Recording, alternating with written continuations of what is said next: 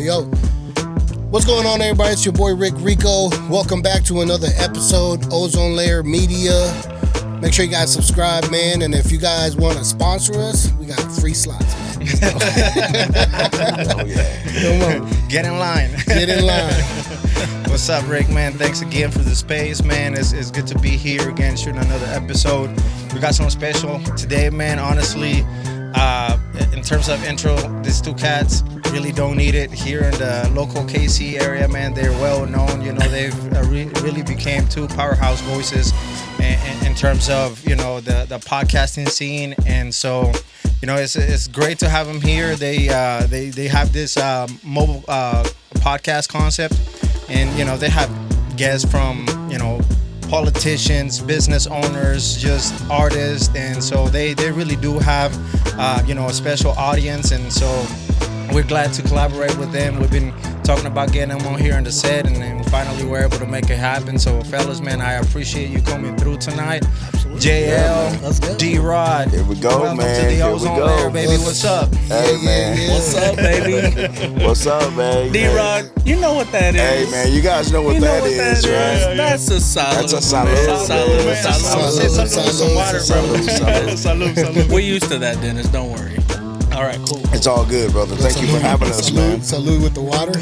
Yeah. Salute with the water. Bro, hey, listen, when you interview the police chief or the superintendent KCK school, bro, they ain't drinking with you.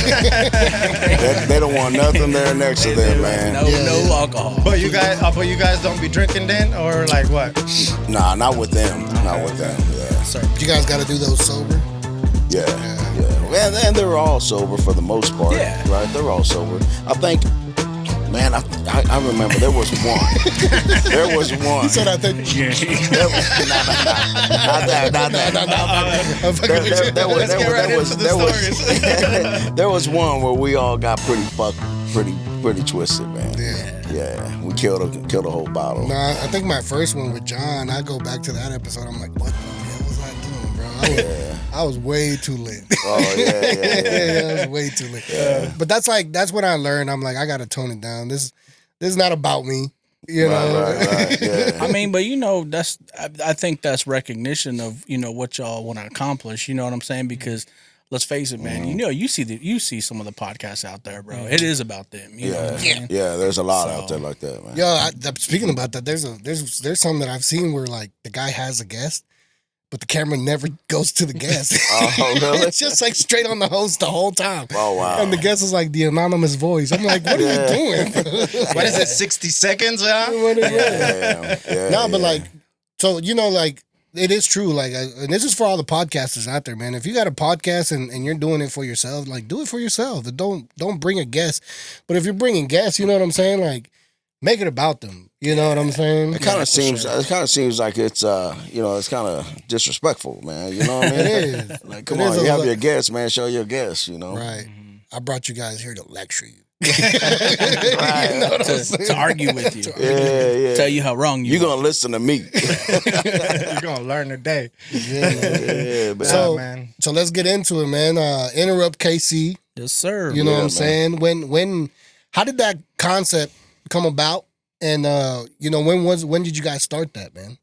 Well, first thing I'm gonna say, man, is thank you guys for inviting us here, man. I mean, sir. number one, man, appreciate you, Dennis, appreciate you, Rick, man. This is dope, man. What y'all got going on is super man. dope, man. So wherever the camera is that the camera? That's the camera right there. Come be a guest. Stop playing. Come holler at our boys. Appreciate you, man. Interrupt KC. Man, it's way back, man, for real. Yeah, I mean, you know, D.Rod, you could tell the early on stuff. You tell it better than I do. So the early ons, bro, what had happened was right. So back in it was pre-COVID time, man. So we'll just say 18, right? Somewhere around 18.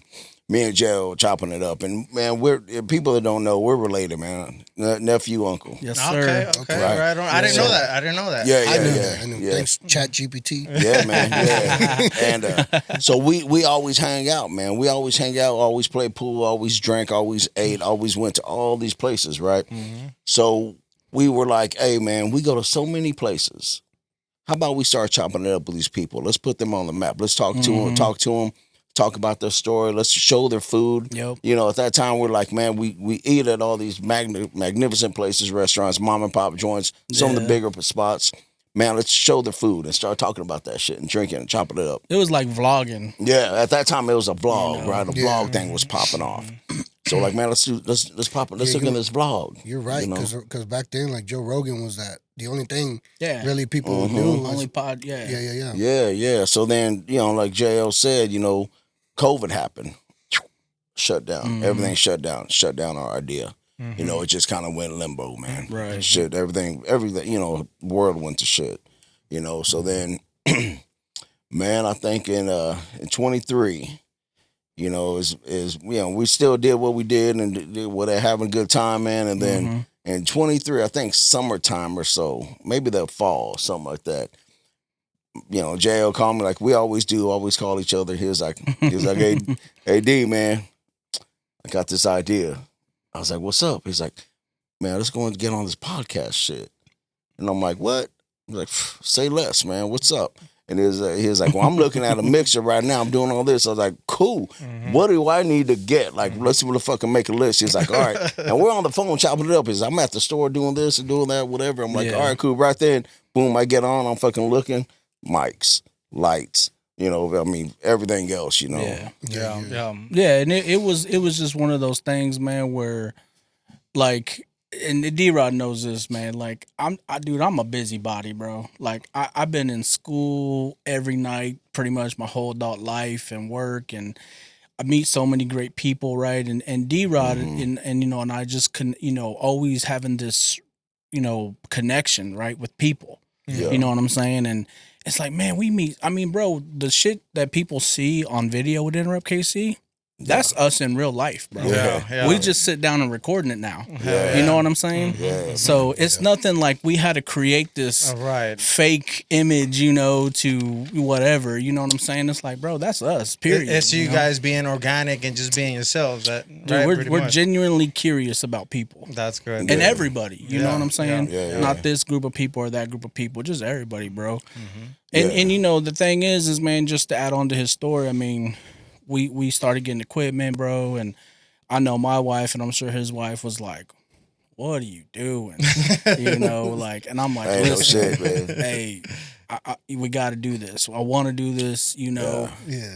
And the most unique thing, and Dennis said it earlier in the intro, right, is like, bro, just we wanted to be mobile. You know what I'm saying? Because to me, and talking to D.Rod, it's like, bro, that is unique. Yeah. We didn't realize how unique at the time, honestly. Yeah. It just was unique because honestly, the most unique thing we thought at the time and looking at and doing the research was, bro, everybody has a sports podcast.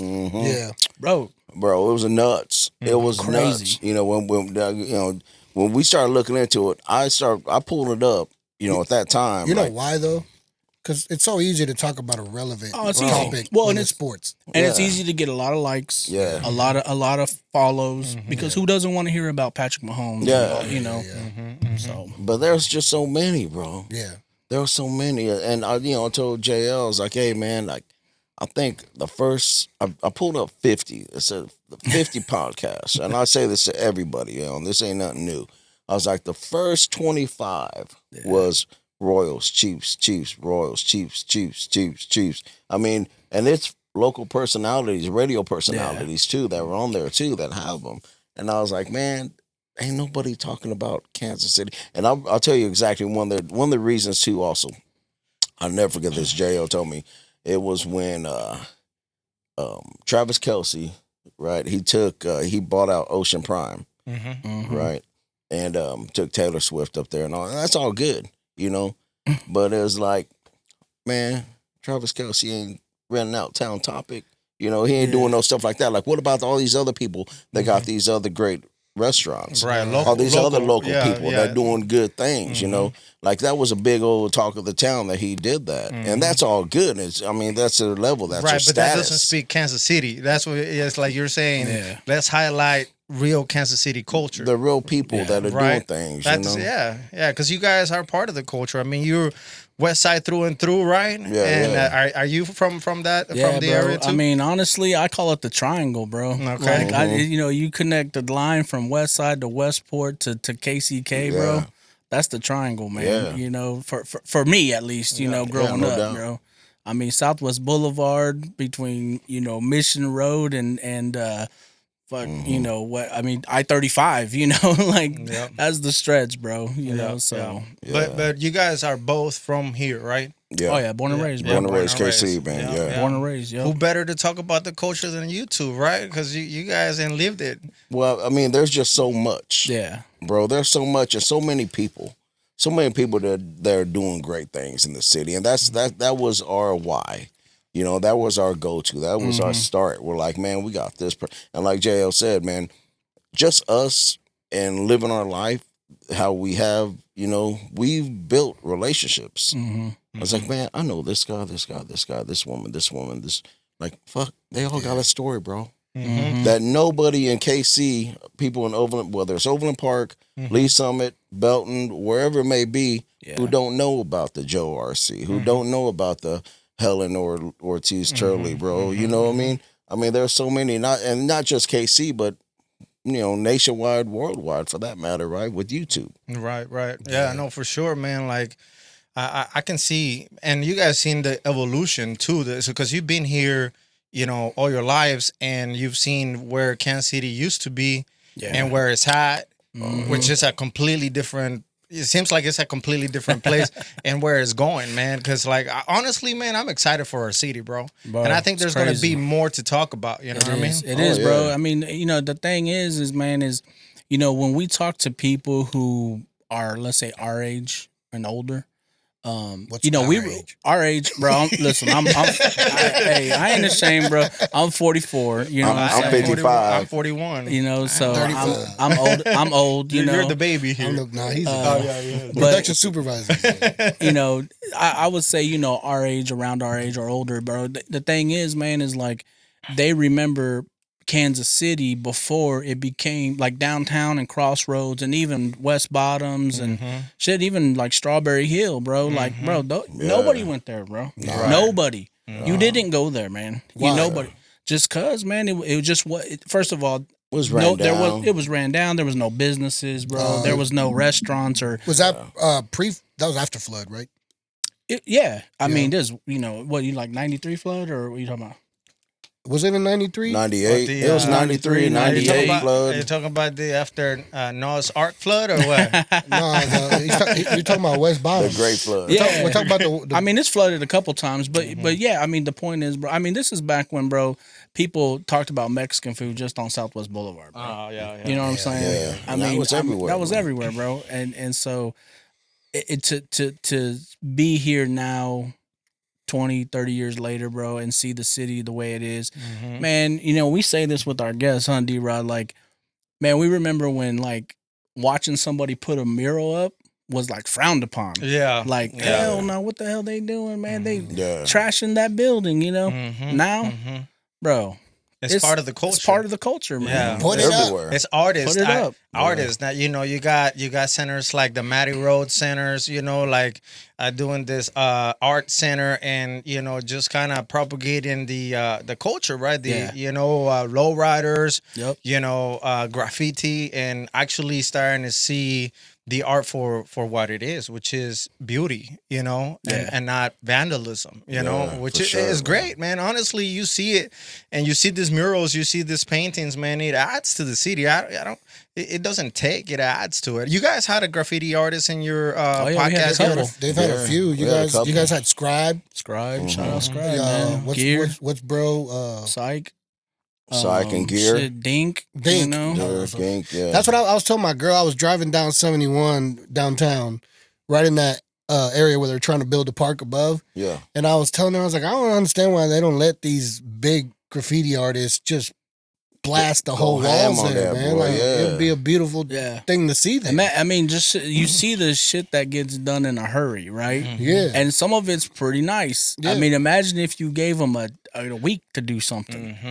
They would do some real nice art. I was thinking about that the other day because I travel a lot. You know, I've been all over the cities and I see a lot of graffiti. Yeah, man. And sometimes, you know, it's crazy because sometimes I see names in different cities that I'm like, damn, this dude's traveling too. You know what I'm saying? But Kobe. I was thinking like, you know what? We shouldn't ban graffiti. We should ban bad graffiti.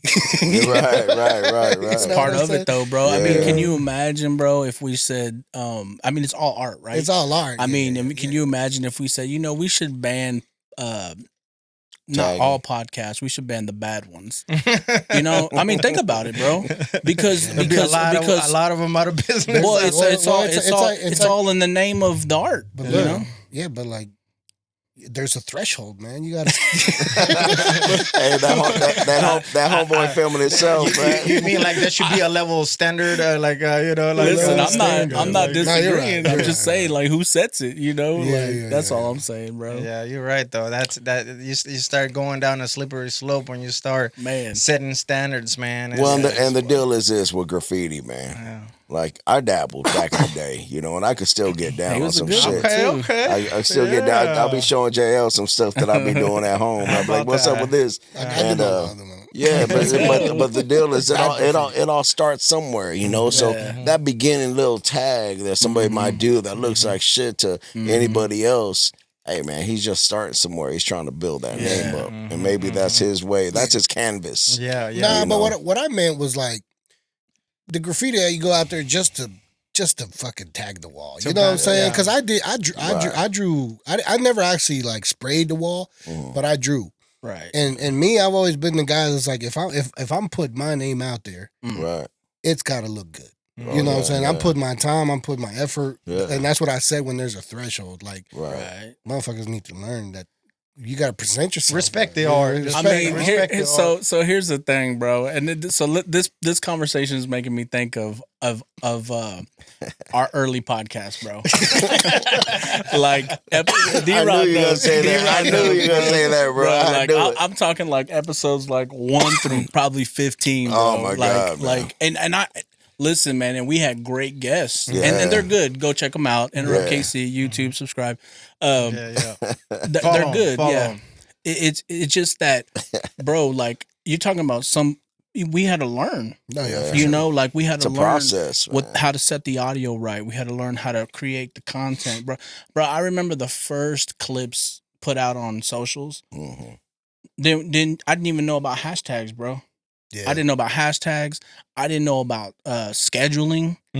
Nothing, bro. You know, it just you had to learn it. You know, and that's why if you go back to the first clips, bro, of like the shorts, look at those and then look at the ones recent. You'd be like, damn, this almost looks completely different. You know, but it's to your point though, bro. It's like.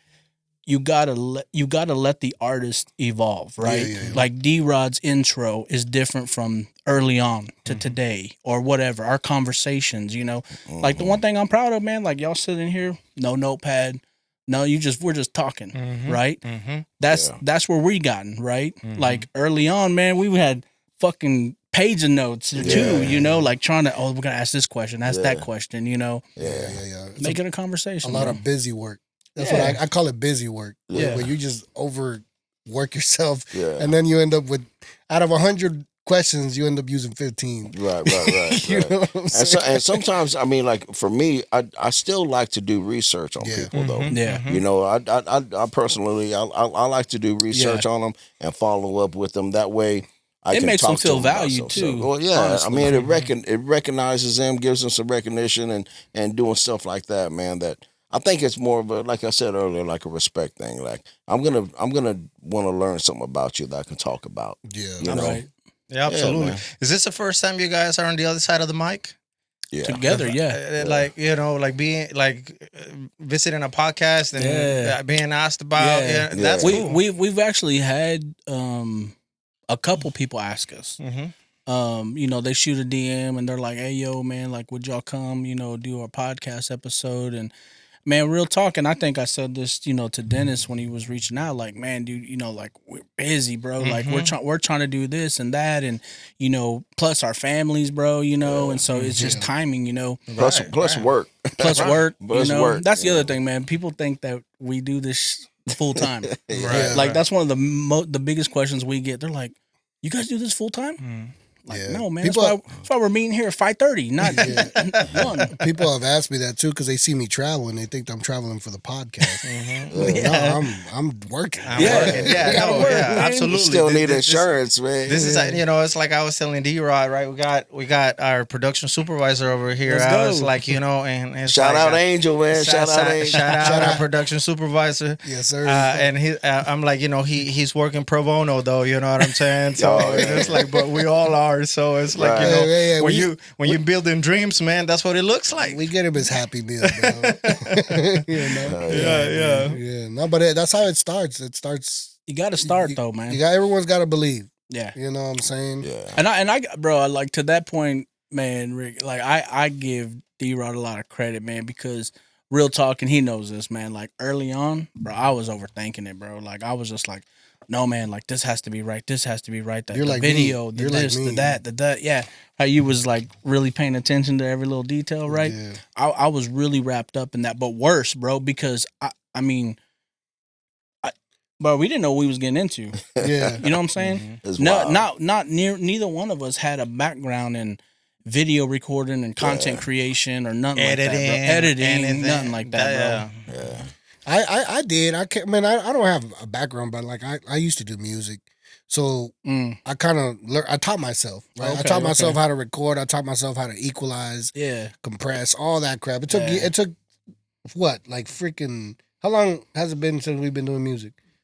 10 years. About 10 years. Okay. So it's like on top of that, I was doing it for 4 years before I met them. So like 15 years of me processing music. You know what I'm saying? And until it became into the video. When I got into the video, I realized that like editing video is a lot like editing audio clips. It's set out the same, and adding effects and all that. It's kind of the same, Same concept, same format.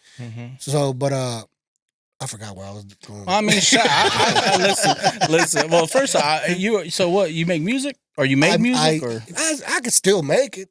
I like hip hop, rap. What do you? Yeah, I started. I was always a '90s. For sure. I mean, I was always not '90s.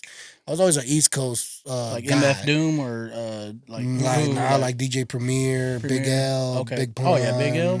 Come on, bro. Man, I like that. I just like that style. You know? For sure. The lyrics, the lyricism, is basically what we're kind of drawn to and stuff. And that's how I actually met Rick. It was through music. Oh, okay. I used to do music back in the day with him. Rapping? Y'all both rap? Yeah. No, for real? In Spanish. This dude was fucking lyrical, bro. No shit. Let's hear it. Bust something, bro. Dude, come on. We can throw some beats in. I don't know if we got beats. We can't do beats, bro. I'll bet We'll get we'll get copyright. Yeah. Not just give him a little taste of a. Let's go. Like get a verse. Come Get on, a verse. dude. Let's go. Put me on the spot. It's been a minute since I spit anything and shit. All right. Well, shit. Here we go. Give me a little beatbox, Rick. Damn, a beatbox. Bro? Yeah. Well, you gonna put me on the spot like this? You're a poet. Yeah, I know, but give me a little beatbox, like we did back in the day. It ain't better if you. Limpiense los oídos y pongan mucha atención. No los quiero dejar confundidos con lo que viene a continuación. Mi expresión como francotirador con precisión para captivar su atención. No les cuento cuentos de hadas ni tampoco de ficción. Yo no necesito presentación. Ya los míos saben quién yo soy. Aquí estoy, abran paso porque voy repartiendo lírica. Vina yo doy, descarguen y les demuestro hoy quién yo soy. Que yo soy así, nací que estoy aquí y no hay ni quien ni que me detenga porque sé muy bien que no es que por bien no venga mientras tenga. You know what that is, D-Rod. That's a solid. Dennis, come on, man. That's a solid. Salute, bro. Shout out JL for the beatbox. Damn, JL be beatboxing. Y'all don't even know, boy. Listen, bro. Like, so if you're not seeing this, bro, you should go watch Dulcinea Herrera, Café Corazon. Bro, she cut a little rap, and I was beatboxing. Oh, damn. I think that's the first rap we've done. Yeah. We're trying to be sophisticated. No, It's been a minute because I fell off because I started going to school.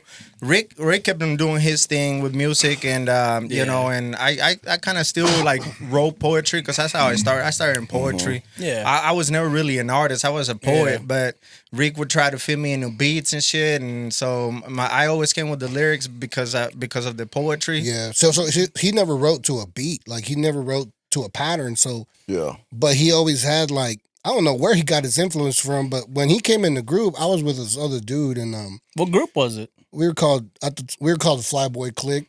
Let's go. Flyboy Clique. Let's go. Yeah. This was way back in like 2008.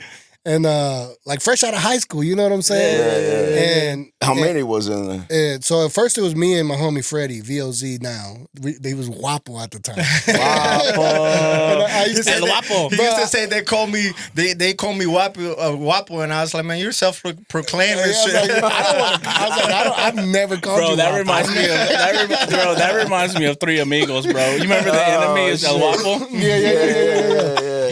Do you think I have a plethora?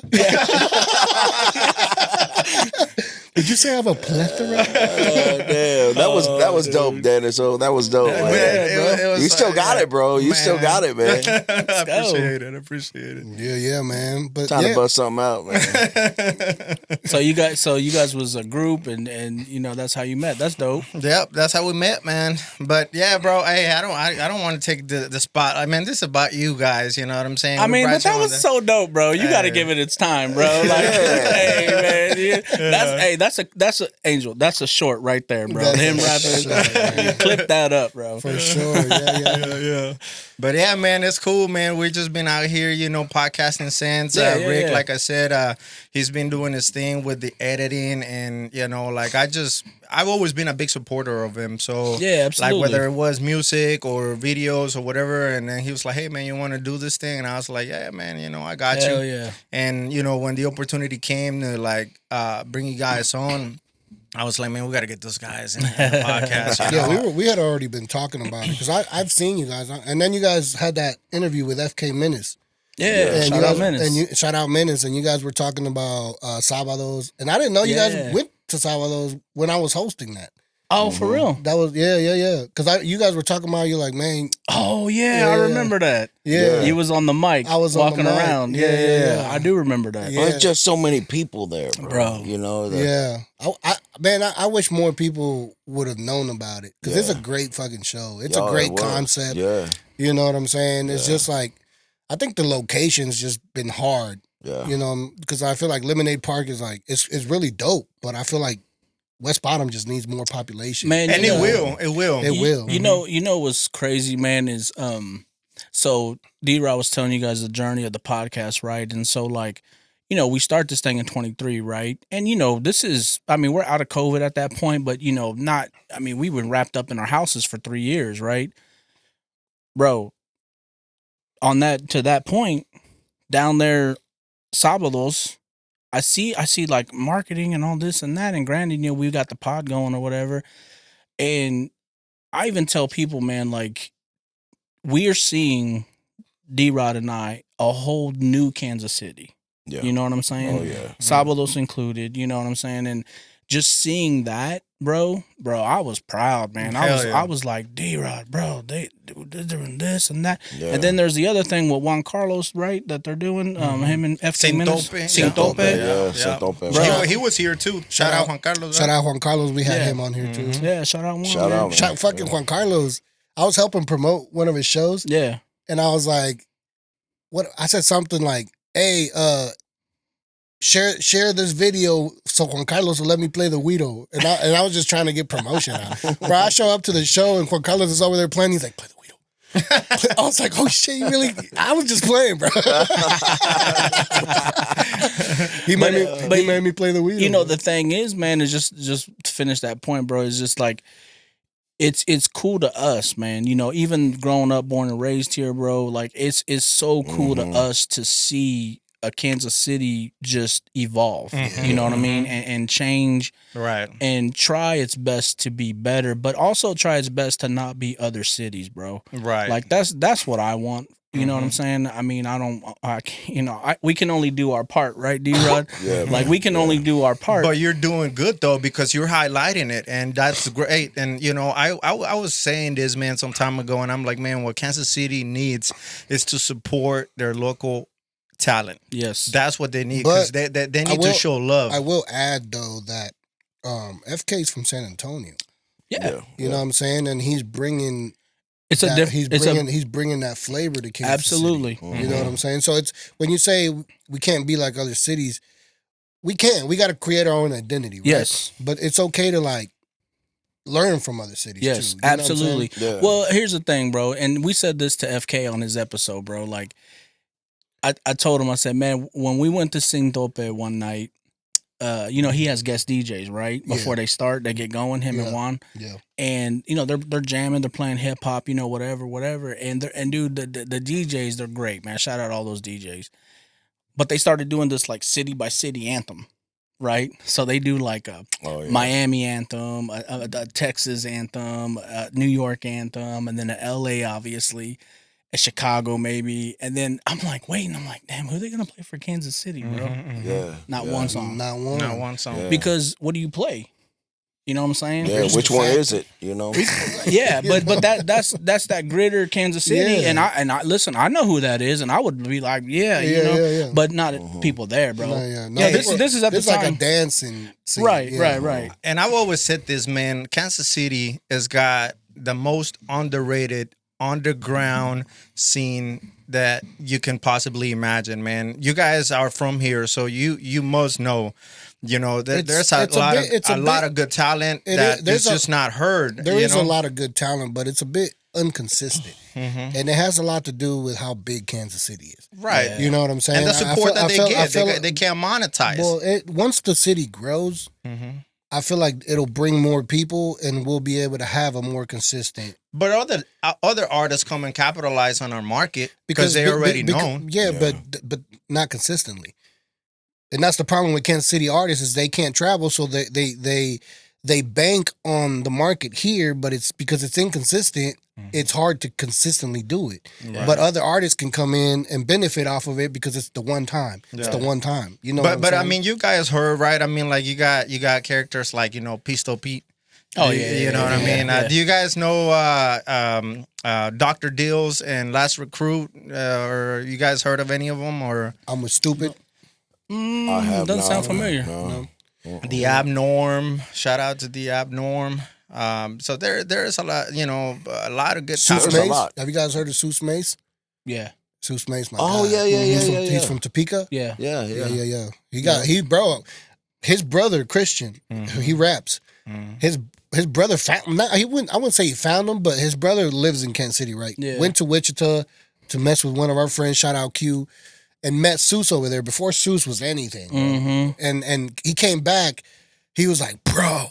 He's like, I did a feature with this guy. He's like, dude, this dude's so fucking good. He doesn't even realize how good he is. He's like, but he's so shy. He's like, he's so shy. He's like, this dude's gonna be big. Yeah. And then I got to mix that record. Sue sent me the vocals. Yeah. I recorded his brother, and I mixed the whole record. And sure enough, bro, like nowadays, like Seuss has been on 3, 4, 5 features with Tech Nine. You know what I'm saying? He just opened up for King ISO at the record bar last week. I'm like, dude, that is crazy. Damn, you know what I'm saying? He went to Europe and did a collab with I think there were some TikTokers over there, bro. Like big stuff. You know what I'm saying? Yeah. The time that Kansas City is ripe though for a lot of things. I feel like I feel like we're building. We're building. You know what I'm saying? And that's what when we sat with Irv, right?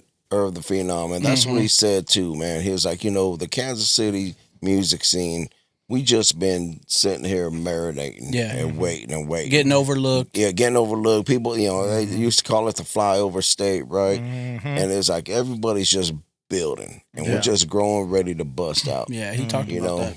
And I mean, that's real. That's what you're saying, man. Same shit, man.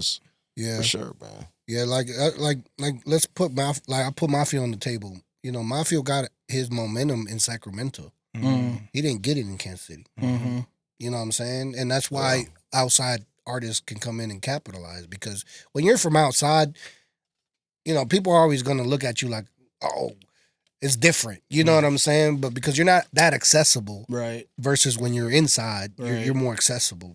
But it takes real fans to recognize the people here. Like me, my respect for Abnorm, I respect his craft. You know what I'm saying? And that's why I show up to his shows. Same with Seuss, you know what I'm saying? Or same with your brother. Like, I just respect the craft. Go ahead, bro. Sorry. No, you're good. You're good. I was just saying, like, did y'all know, though, that some of the biggest social media influencers in Kansas City are not from Kansas City? Did you know that? Yeah. My homie Muggsy, he's from Louisiana. Yeah. Mm-hmm. Listen, like, I don't have any. I think it's all work. It's all good. I love the fact that they're putting Kansas City on the map. You know what I'm saying? Because to me, just in our line, our effort, it's a lot of work, bro. It is. You heard of Muggsy? Muggsy. He's a wrestler. Oh yeah. Bro, I was at the gym when this dude had 100 followers on Instagram. No shit. We was working out together, bro. No shit. And then all of a sudden, this dude he blew up. Well, they broke his little heart, bro. Some girl broke his heart, and then he was like, "Fuck this!" And we just fucking started grinding, bro. No shit. Just started grinding, and in 6 months, bro, this dude went from 100 to I think he hit 500 in 6 months. And I told him, I was like, "Bro, when you hit 1 million, we got to do a podcast." Because we had done one early. I was like, but we got to do the update. Yeah. And I just hit him. He's about to move to Vegas. I just hit him up and I was like, hey, bro, it's getting close to that time. It's like, before you move, you want to do another one? And he's moving to Vegas? Yeah. And he was like, I will. He's like, I'll always do one. He's like, but I want to see your platform grow. And I was like, fuck, I gotta work harder. Oh shit. But he calls me every day, bro. Or not every day, at least once or twice a week. Calls me once or twice a week, and he's like, what are you doing? Yeah. Why aren't you pumping reels? Right. Why aren't you posting? Why don't I see you? Yeah. Bro, he doesn't have to anymore. Right. You know what I'm saying? He's making money. He don't have a job, bro. That's what he does. Right. You know what I'm saying? He's flying, traveling now, and all that crap. But I guess that's where I was going, bro. Is just to say, man, to your point earlier, right? Like, I think Kansas City should support Kansas City all the way. Support the people who move here and create content. For sure. Support, all of us and our content. Man, it's amazing to me, bro. Like, and D.Rod and I, we don't really get into followers and looks and all that shit.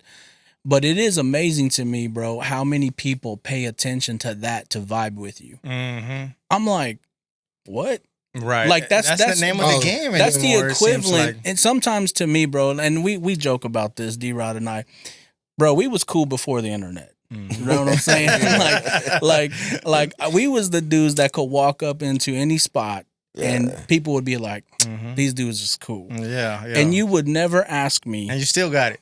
Well, the thing is it's just different now, you would bro. never ask me or D.Rod, man, how many friends you got? Yeah. You know what I'm saying? Right. How many people like you? Yeah. You would just automatically assume, man, these dudes is cool as hell, man. I want to get along with these dudes. You know what I'm saying? I'm not trying to make enemies here. But today's world, that's how it works, bro. A whole lot different. That's how it works, man. It's all about the numbers and shit. Yeah. And I feel like all this KPIs and shit. I feel like back then it was a different system, right? It was like, if you were respected, if people knew you were respected, they wanted to be a part of that.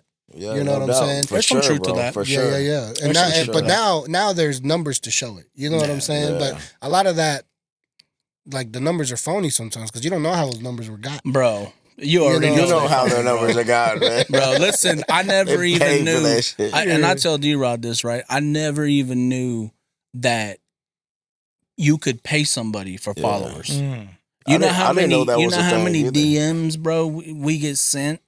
Hey, yo, man, I'll give you 5,000 followers for $200.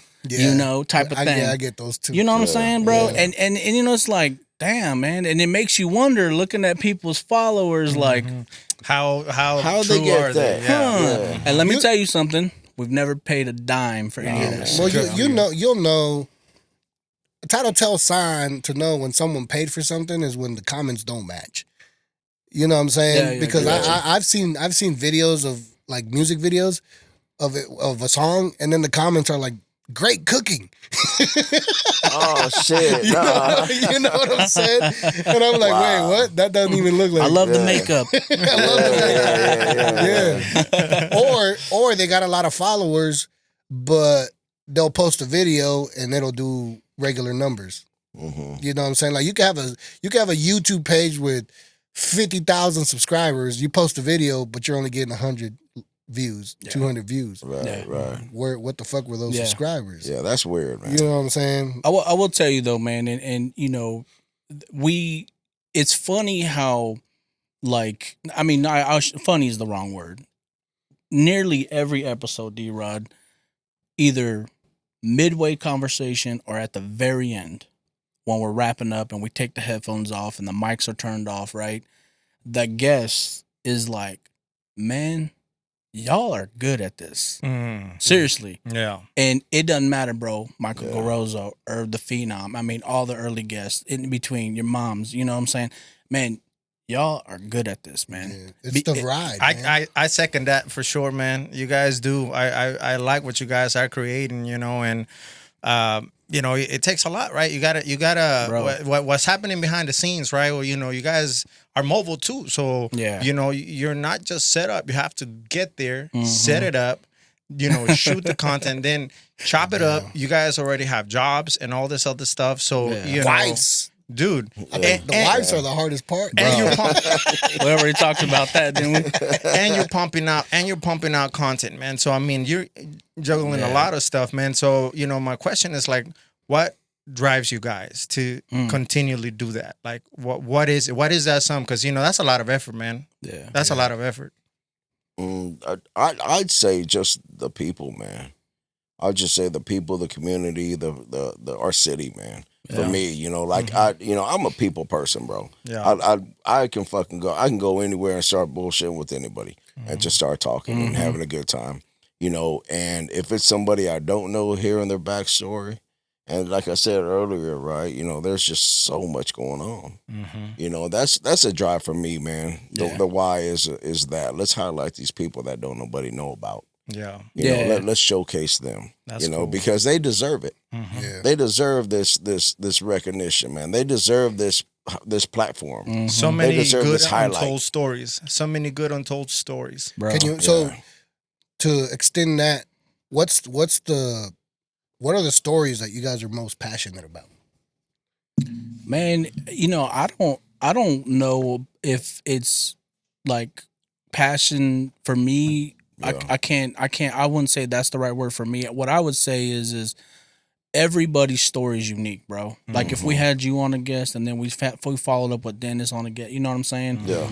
Bro, each of your stories are unique. Now there may be some similarities, there may not be. You know what I'm saying? And we D.Rod and I, bro, like I feel like that's where we shine is because we try to find and grab onto the value in the person. Right. You know what I'm saying? Yeah. And their journey. You know what I mean? Right. Because it doesn't matter if, bro, we're talking to your boy who got Bugsy, who got 1 million followers, or we're talking to somebody who ain't got no social media. Yeah. You know what I'm saying? You just a person to us, bro. Right. You know what I'm saying? I don't view you no differently, and that's God honest truth, bro. Yeah. I God honest truth. Like, hey, Patrick Mahomes, hope we get you on the guest one day. Come holler at us. Yeah. But also too, bro, it'd be that regular ass person coming down the street that you ain't never met. You'd be like, bro, they got a powerful story too. You know? What's crazy about that too, Rick, is that one thing that we've learned from talking to presidents of the Hispanic Chamber of Commerce to politicians, you know, to you know, fundraisers, you know, just anybody, bro. There's so much stuff that we learn that we have in common. In whether it's, you know, their train of thought, the way they're thinking, the way they're living. There's so many times that we've talked to somebody like, yeah, man, I feel the same way. Or, yeah, I do the same thing. Or, you know, just different things. There's so much more that you have in common with so many people that you don't know about until you start chopping it up with them. Right. You know, then that's when that that connection and that comfort, you know, because, bro, I'm sure you know this already. Many times, many guests that we have. Before them cameras can come on, bro, you could see it written all over their face. They're nervous. Mm-hmm. You know, they're like, man, what we gonna do? What we gonna say? Yeah. And stuff like that. But after hour one, after 30 minutes of bullshitting and talking, man, they just loose and just start open up. And then it's a conversation. It's just us talking, having fun. Yeah. And I want to answer your question you asked earlier, man. I didn't get a chance to answer, but the why, right? Mm-hmm. Like to D-Rod's point, man. So, you know, basically for us, we remember a time in life, no social media. You actually had to get to know somebody, right? Talk to them, literally, right? To know who they were. Face to face. Yeah. You know, a phone call, right? Whatever, face to face. And so, you know, we just went through, we're still, you know, you could say we're still going through at a time where now with social media fully alive and it's this complete division of groups of people and all that shit, right? Bro, that is not us. You know, and that's one of the things that D-Rod and I set in stone real fast. Like, we are not controversy. Like, when you talk about likes and followers and all that shit, subscribers, bro, we could easily create controversy. Yeah. We could easily get a politician in here or the chief of police or somebody and tell them how shitty they are or what they're doing stupid and, you know, this, that, and the other and disagree with them, right? Yeah. It's so easy to do that. But why? Yeah. They're already accustomed to that, bro. They already are. And to your point earlier, Rick, it's not about us, right? It's about them. So to me, bro, the why is just the connection with people, bro. We got to get to a space where we are connecting Kansas City, and you only do that through conversation, bro. You really do. Yeah. You really only connect people through conversation. 100%, man. Yeah, I could see how you guys are getting this kind of traction, right? Because like, you know, you've had a lot of different guests, and in order for people to come to your platform, like, they got to take you seriously. Yeah. You know, and so Or themselves too, because you know, one of the things someone told me, they're like, "Oh, it's too far," and I'm like, "You don't care about your brand, then? Because you're getting free promo here, bro." Don't even get me started on that, bro. Don't even get me started. The struggles of being a podcaster, huh? Can you guys share some of those stories? You got some of those in the pocket? Oh, which was anything? Well, struggles of being a podcaster. I mean, it's listen. I mean, obviously got we some good don't. ones. We don't struggle with the distance, right? Because we're coming to you, Right. Yeah. We make this very easy. But you got challenges of your own. I'm sure. But see, no, early on, bro, and D-Rod knows this, man. In fact, he'll probably share a story I love he tells. Early on, bro, it's like people see two Hispanic guys, and they automatically are like, "Oh, this is a Hispanic Latino podcast, bro. Hell yeah, bro," or "Hell no." Yeah. You know what I'm saying? Like, oh man, you know, I don't know if we're right for your platform. You know, early we heard on, that bro. a lot, bro. Early We heard that a on, lot. you know, I mean, Really? people. Oh, for sure, bro. From what ethnicity? I don't know because mostly, I don't know because mostly Unlock characters. Yeah, I mean, D-Rod, share your story, bro. Because Which one? the one where the dude made a comment on something, and you was like, "Man, say who you are," or some shit like that, bro. D-Rod. D-Rod went back to the 80s. He's like, what? It's No, but the point is, bro, is to Dennis's question, man, is like, yeah, man, you know, now we still struggle with some of that, you know, because one of the things that I think that we've learned is, a lot of these companies, businesses, and people who have, I wouldn't even say a social media following, just a brand. You use the word, right? Mhm. They're real picky about who they want to talk to for whatever reason. Yeah. for their Because- representation. For their representation, And for their what they can say, Yeah. you know, and or how they say it. Or and listen, we don't control what you say. You don't control what we're saying. You know what I'm saying? You just gave us a microphone and a video and say, here you go, talk. Yep, You know, Yep. it's the same with us, bro. But like the thing is that what, you know, you talked about all the work and effort and this and that, right? So I'm the one doing all the content creation, all the hours and stuff, spending time, right? Mm-hmm. And bro, that's time I can't hang out with my family. Right. I can't go That's to do what I hours. want to do, whatever. And not that I don't want to do this. It's just that, you know how social media works. You know how this works, right? Yeah. You got to generate content, So spending that much time doing it, and then for what? For when the episode comes out, you don't want to accept the collab request. Right. Bro, this is your story. Mm-hmm. You know what I'm saying? Like, this is you. I'll give you a word. I'll give you some advice. And this is Muggsy too, because he told me, because he told us, because he sees our posts and he's like, bro, you got 5 collabs. What are you doing? And I'm like, bro, we're trying to expand.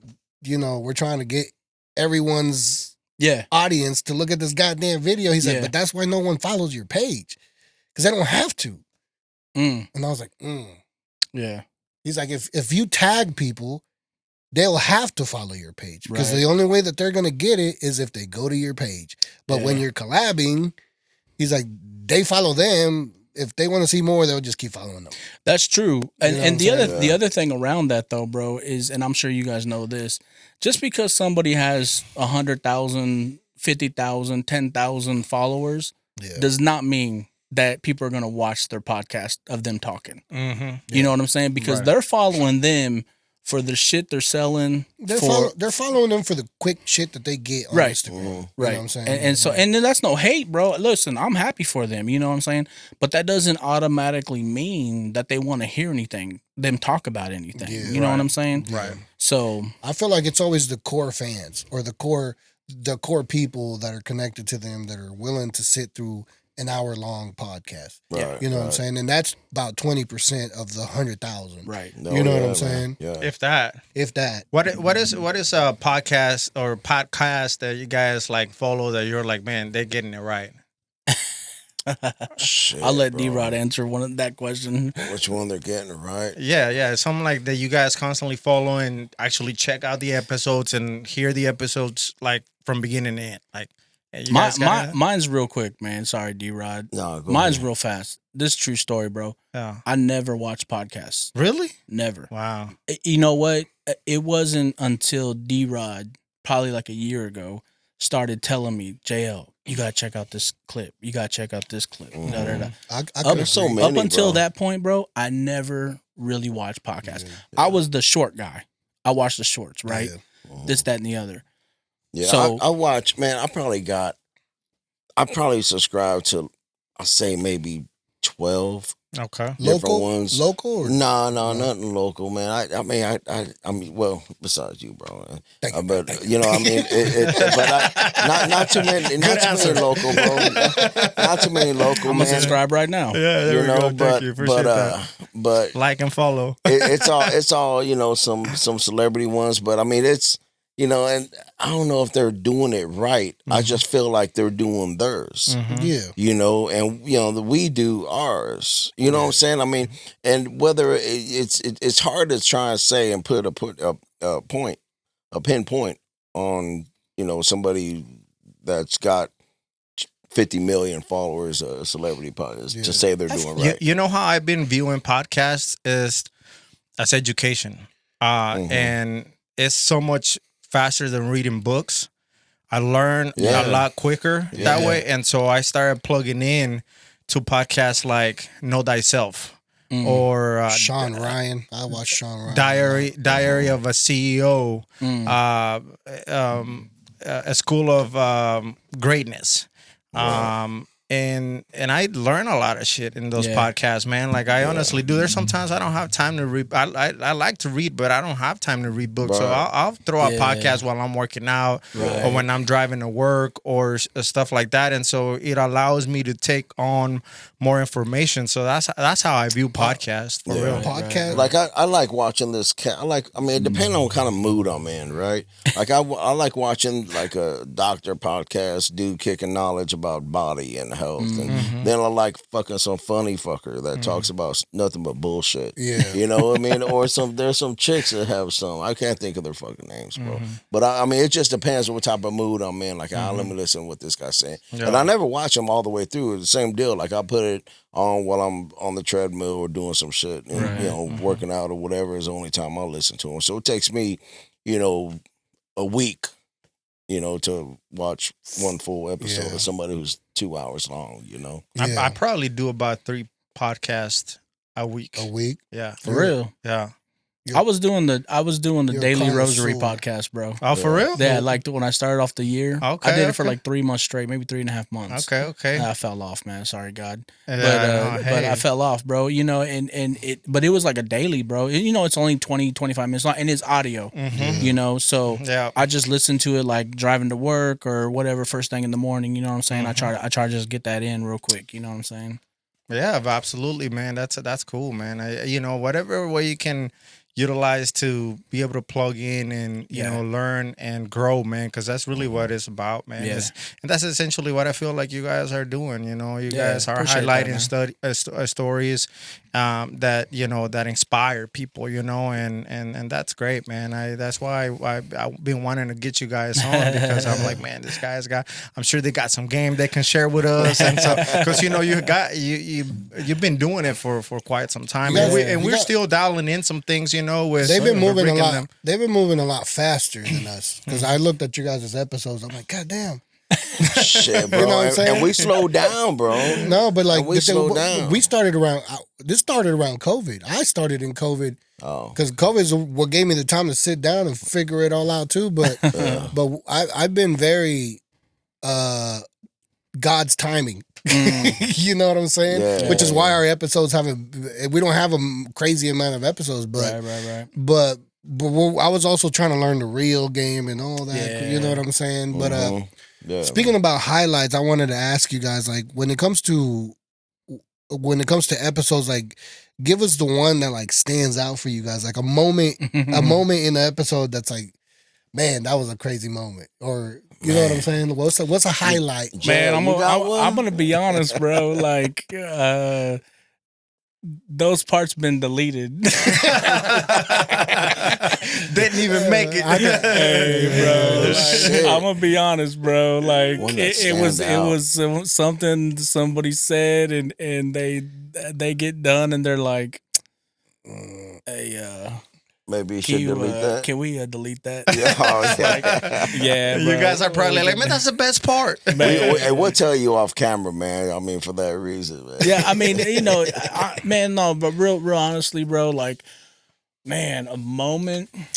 Bro, for me, sorry, JL. No, you're good. For me, I think,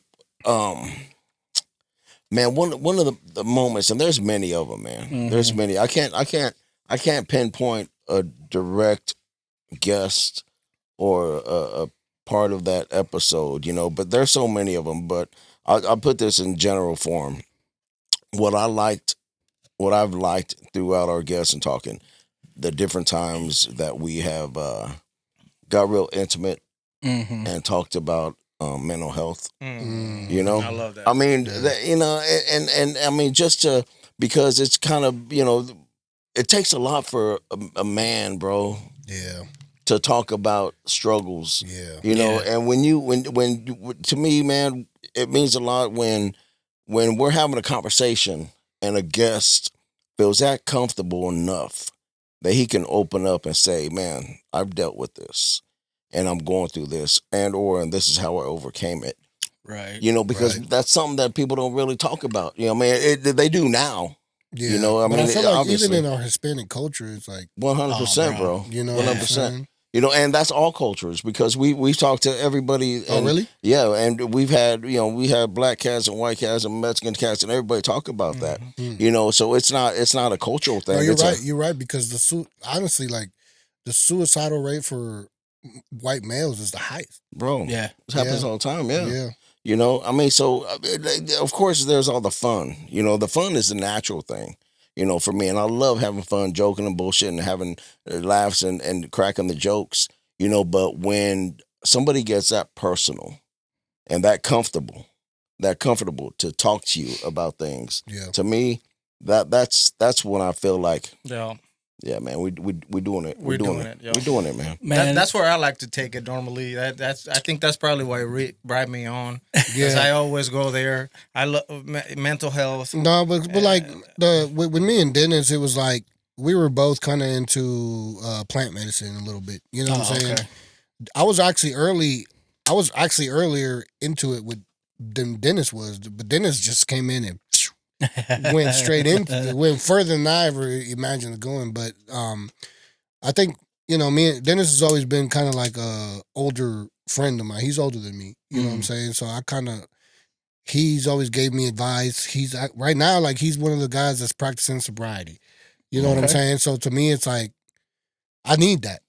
I need that example. I need a friend like that I could be like, if he can do it, I can do it. You know what I'm saying? Right. And on top of that, like we've always had these conversations. Mental health is something that I helped him with during his times. He's returned it.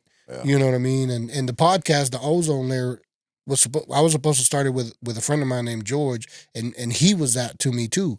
And the whole Ozone thing was because when we had conversations, we left this place like it was just we were gone. Right? We were gone in that conversation. Right. You know what I'm saying? Yeah. And that's why I felt like Dennis was a great fit for that. You know what I'm saying? Sure. And going back to the mental health point, the guy that he actually started this podcast with, he lost his life to mental health. Oh man. Really? Sorry to hear that. Yeah. And sorry, man. And so it's a real topic, Yeah, for sure. It really is, man. And we touch those those topics here. We also bullshit. We really don't edit hardly anything, man. It's like raw. And so when there's fuck ups, they also make it. And so you got to. Unlike y'all, we haven't had a guest that's that picky. You know what I'm saying? Which I'm sure we will eventually, but you will. But you will. Don't worry, bro. They coming. Nah, but especially if they got a bunch of followers and stuff, they gonna be real picky about what you or if they're working, if they got like an NDA, they got somebody they're working with that's a bigger organization that represents them. They gotta tone down on what they say. So how do you guys go about like choosing your guest, and what's that process looks like, or how do you know who's next, or like this guy does his homework. I gotta say the list, but he's not even looking at it. Bro. I'm just operating from a place of curiosity. Like I want to capture. Well, that's one of the goddamn ones I sent you. That's his question. You get number 16. Bro, I didn't even read it. I swear to you, man. No, man. He stole 2 of them already. That's not even yours. That's the fucking AI, man. No, you know what, bro? That's a good question, man. I will tell you, early on, we was just trying to talk to anybody that we knew that we could just do a quick grab. And Rick was saying, man, y'all got a lot of episodes. Well, like the first half of the first year, last year when we started, bro, it was weekly drops, weekly. And if you look at that on our page on YouTube, for how long? For 6 months, we was doing weekly drops, bro. Yeah. And but the problem is that there was no reels associated with a lot of them because, bro, time, bro, you know. Yeah. And so that's when we kind of huddled up and was just like, look, man, we need to do this every 2 weeks. Yeah. It'll give us more time to create more content, this, that, and the other, right? Yeah. But back to the guest, man, like there's people clearly, right, that all of us would say, man, we should talk to them, right? And then there's people that you just want to talk to. Yeah. And then there's people that you don't even know that they may reach out and be like, hey, yo, man, like, I see your guys' platform. Like, hey, yo, like, I would love to be a guest, da-da-da-da. Real talk, man. Just I was one of those. Remember, I reached out to you guys. I was like, hey, man, you guys got to tell my mom's story. Yeah, bro. And the thing is, bro, is like I wish, and I know D.Rod, we talk about this, man. Like I wish we could talk to everybody, and I feel like we will if we just keep going. But you gotta just, opportunity sometimes might take priority over, the other person. Because like I'll give you a real quick example. Michael Garozzo, right? We both had our eyes set on that. Like we want to do Michael Garozzo. Like a while ago. Long time ago. Last year, bro. And so, you just kind of, how do we make this happen? How does this work? And I won't get into all the details, but basically it becomes a situation where, hey, yo, you got to do it right now. because he's getting ready to dip out for the whole summer to Italy. Yeah. And it's like, all right, we're gonna make this work, you know, and because he might go to Italy, bro, and never come back, or forget, you know. So you gotta take advantage of that opportunity, bro. Or their interests might change, and like later it might be. And that's happened too, bro. Like there's been guests that have been like, man, we see you, we want to do it, we want to do it. Okay, cool. Well, we'll reach out, and then goes nothing, and then time will go by. And they don't forgot, or something like that. Or they got scheduled. And granted, everybody's busy, bro. We're busy as hell. Yeah. So, and then there's people that, I mean, it sounds kind of crazy, but this shit has happened too, where we've had people lined up, bro, go there to where they're at. Nothing. Nowhere there. Those are the stories I was hoping. I'm not hoping, but I knew there's struggles. Oh yeah, and those are the struggles right there. Or people back they back out, and I'm like, man, I mean, like, why, like I can't comprehend that, and I get it. Not everybody wants to talk, but then you guys kind of agreed and said, yeah, man, we'll do it. Yeah, we'll love to do it. We'll love to do it. But then they back out, and that's all good. I mean, no hard feelings, man, at all. They got the reasons. Whatever. Can you specify like what kind of work were they in?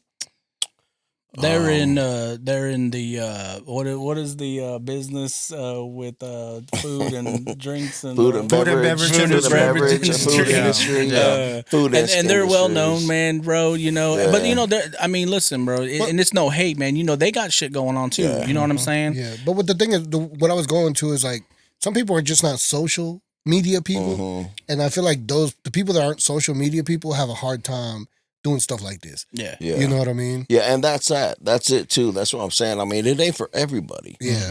But when they're smacking your hand and being like, man, we love what you're doing. We like seeing them. Okay, cool. Hey, we love what you guys got here. Let's hear your story. Right. Let's put it out there. Not just for this neighborhood, not just for this community, not for just this part of the city, but for people to see. Everybody, for people to see. What got you here? Let's tell your story. And then, I mean, that always kind of pissed me off, but I learned to hey man, it's all good. I think what it is that people always have a misconception that when you walk into an interview, we're trying to get the dirt out of them. Yeah, you know what I mean? That's exactly it. Yeah. You know how many times, bro, Dennis, man, we've had to tell people, hey, yo, don't think of this like an interview. Yeah. This is just a conversation. Yeah. I don't feel like we're getting interviewed right now. Yeah. We're just talking. Yeah. You know what I'm saying? Yeah. And that's the vibe you want. But they are so, I mean, think about this, bro.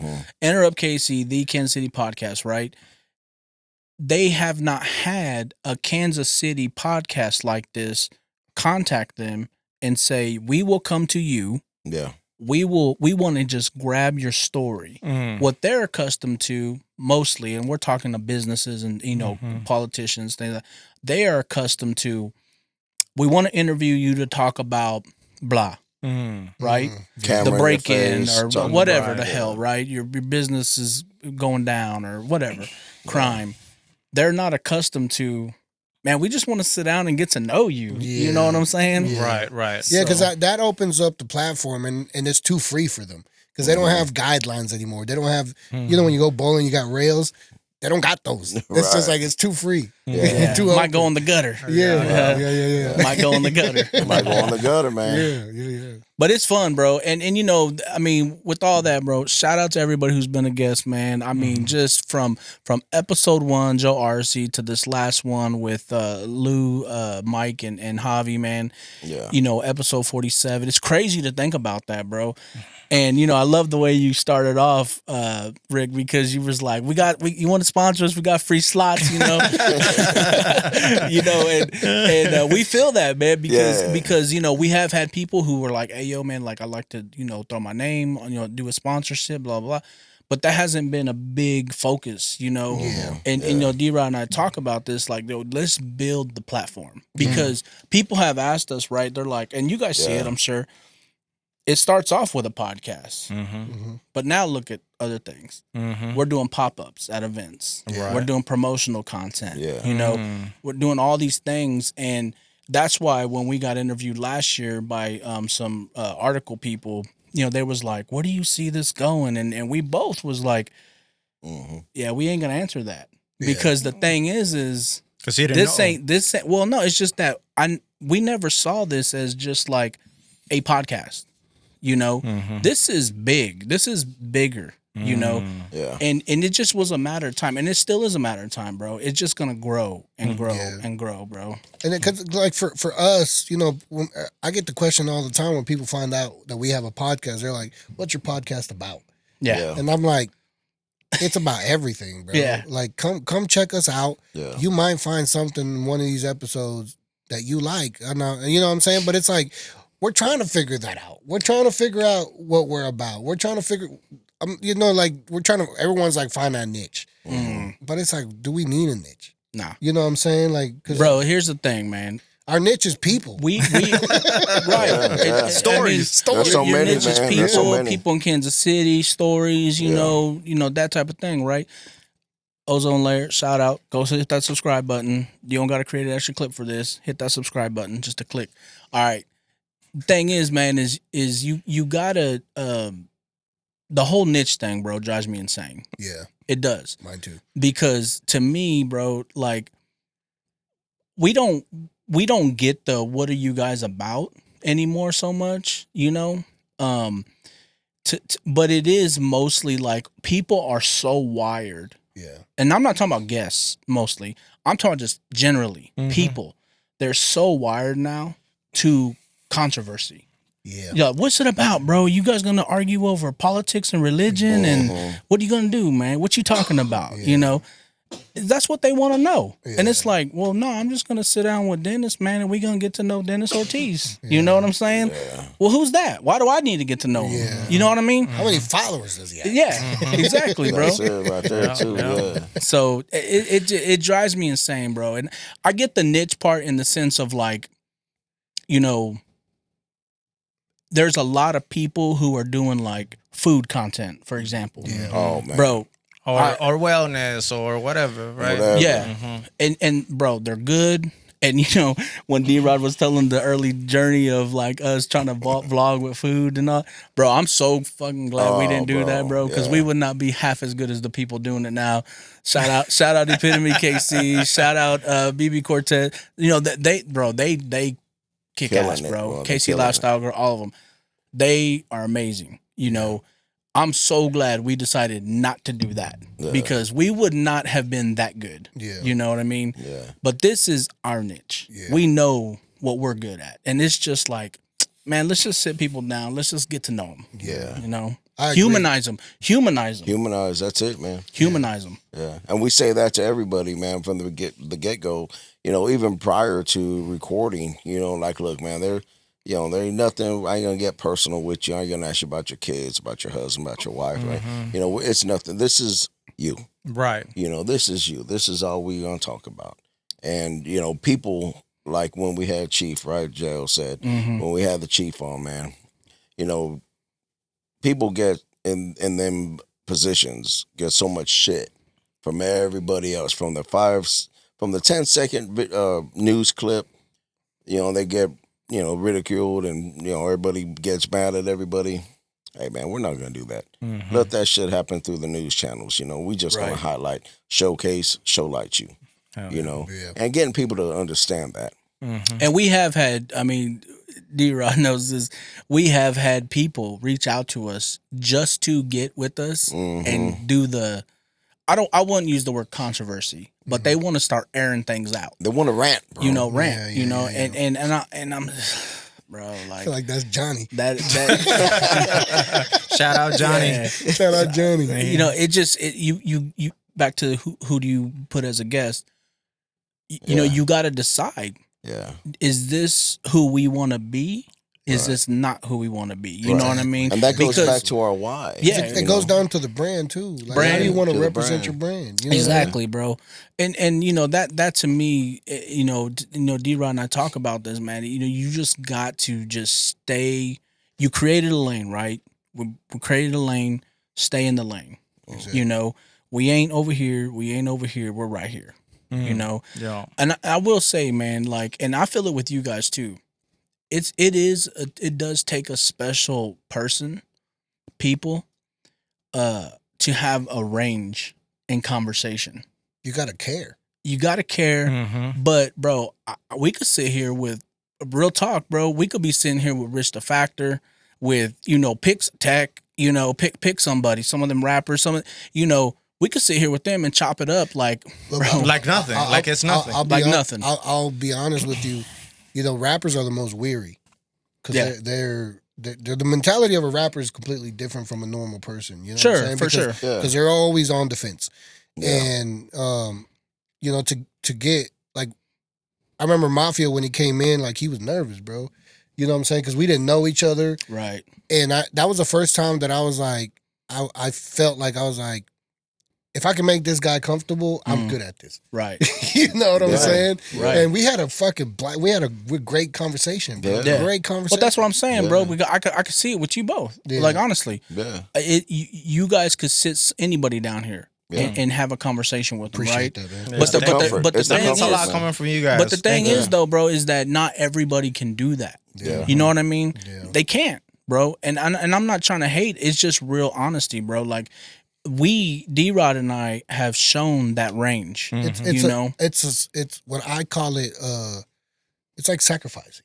Like it's like what we spoke about early in the thing. It's like, is it yours or is it for the guest? Right. And that's like sacrificing yourself for the person. Yeah, absolutely. You know what I'm saying? Yeah. Absolutely, bro.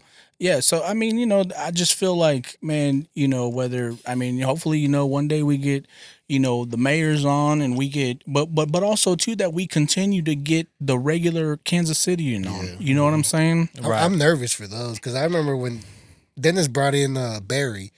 What's Barry's title? What are you talking about? Barry Kintop. Oh yeah, he is, and he's the president and CEO of anti-aging clinic Forever Young. He's Shout out. He's a doctor, right? Yeah, he was a doctor. Yeah. He was a fucking doctor. Well, check this out. This guy, 62 years old. He just basically getting ready to retire, and he said, "You know what? Forget this. I'm not gonna retire. I'm gonna open up an anti-aging clinic." Yeah. The guy looks jacked. He's got tats. He definitely don't look like he's 62. Yeah. And he said, "I'm just getting started." But that's what I'm saying. Nice. When you back to what you were saying when you mentioned getting the mayor on, man. When he brought a doctor in here, I was like, what am I gonna add to this conversation? Right. But there again, though, bro. I mean, you learning something though. You know what I'm saying? For sure, you start learning and growing as a human being, and that's what I love about this. Right. That's what I love about this art that we do. Yeah. I love to be able to sit with someone, learn from their stories. And a lot of times it's like I learn from experiences. Sometimes I don't have to experience something. I just need to hear it. I need to visualize it and process it. Right. You know what I'm saying? To learn. And I've had a lot of healing doing this. Just hearing other people's stories and relating and knowing that I'm not the only person that's felt that. Yeah. And that goes back to the mental issue thing. You know what I'm saying? Yeah. Like when we had Kiefer on here and he was talking about the concept of a tree and how what was the fruit of a tree, and if it was about producing bad fruit. You know what I'm saying? And when we were having that conversation, I was like, man, you have to produce good fruit. Like, it has to be good fruit. Yeah. You have to be ground. You have to be ground. No, that was that Inner Game podcast. Yeah, that was actually my favorite so far. In a way, there's a lot of good ones, but that conversation just was a really deep one. Kind of like what you're talking about, where you really get personal. We really get to sharing some stuff that because people, when they hear these things, man, they might be going through something similar, and really just being able to showcase that people can actually make it out of certain situations, can help somebody, man. Recently, I got a question. Anyone got a pee? I'm good. I got a pee. Go ahead, bro. Production supervisor. We'll take a break. Production supervisor, you good? All right. Are you awake? You guys can take a break. You better not be sleeping on the job. Put it on hey, we can take a break. You want? No, I'll take a break. You guys can keep going. I'll come right back. Go ahead. Yeah. But I was while we wait on Rick, I've been reading this book, man, and it's really changed my the way I view things. It's called La Voz de tu Alma, the voice of your soul. Okay. And it really talks about how you can change your entire reality if you can only change your beliefs. That's the root, right? And you know, your beliefs impact your thoughts. Your thoughts affect your emotions, and your emotions drive your actions. Actions lead to results. Absolutely, basically. Bro. Yeah. So I believe that. Right. No, I and I saw it in my own, but there's this thing that they call there the reticular activating system, the RAS, which is like an internal Google search. So whatever you put in this internal search is what you're gonna see more of. Right. Sort of like whenever you let's say you know, you drive a certain kind of car and you just bought it. Right. And all of a sudden you start seeing more of them on the road. Mm-hmm. Had those cars always been there? Right. They have. You just Right. haven't noticed them. Yeah, you're right, bro. It's really depends on what you're focusing on, right? And Yeah. in order to change your beliefs, that RAS has to be focused on the right Yeah. things. Why? Because you need more reaffirmation that Right. that belief is in fact true and solid. Mm-hmm. But why is it that we can hang on to negative beliefs? Right? And then sometimes when you're trying to implement some new shit, some new beliefs into your system into your, you know, person that actually like changes you for the positive, we have a hard time believing it because there's not enough reinforcement because you're not focusing on the right things yet. Right. You know what I'm Right. saying? And Yeah. so it just goes, you know, and that's why stories are so important. That's why stories are so important because those stories farther reinforce that good things are possible. For sure, man. You see what I'm saying? Yeah, man. That's why the work that you guys do matters so much because I tell you what, man, when I'm trying to change some shit, I want to hear some success stories, bro. Some like stories, I want- some that you relate to. Bro, I want to hear how that person made it out of that situation, how they achieved that. You know, entrepreneurship has been one of those things for me because I'm trying to change that belief. I've been in this, you know, entrepreneurship road for a while, and it's been really hard for me to actually believe that it's a possibility for me, right?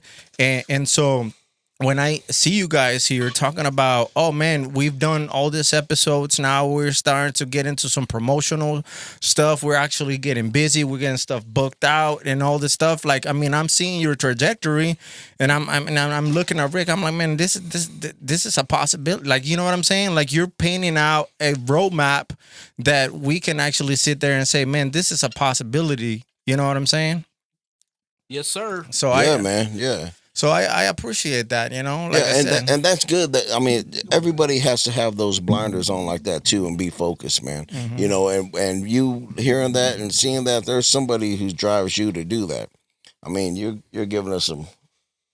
My bad, bro. some I'm over props here. on I'm that, over man. here trying to get me an extra drink, bro. No, it's so My good. bad. It's so good. It's so good. But I love what you were saying, bro. Yeah. Yeah. He's following. You know what I'm saying? And it's like that. Yeah, man. I be geeking out like that, bro. So No, bro. I love it. I love it. Dennis is looking at No, me listen, like, bro, that's why I listen. quit drinking because I got been too distracted, bro.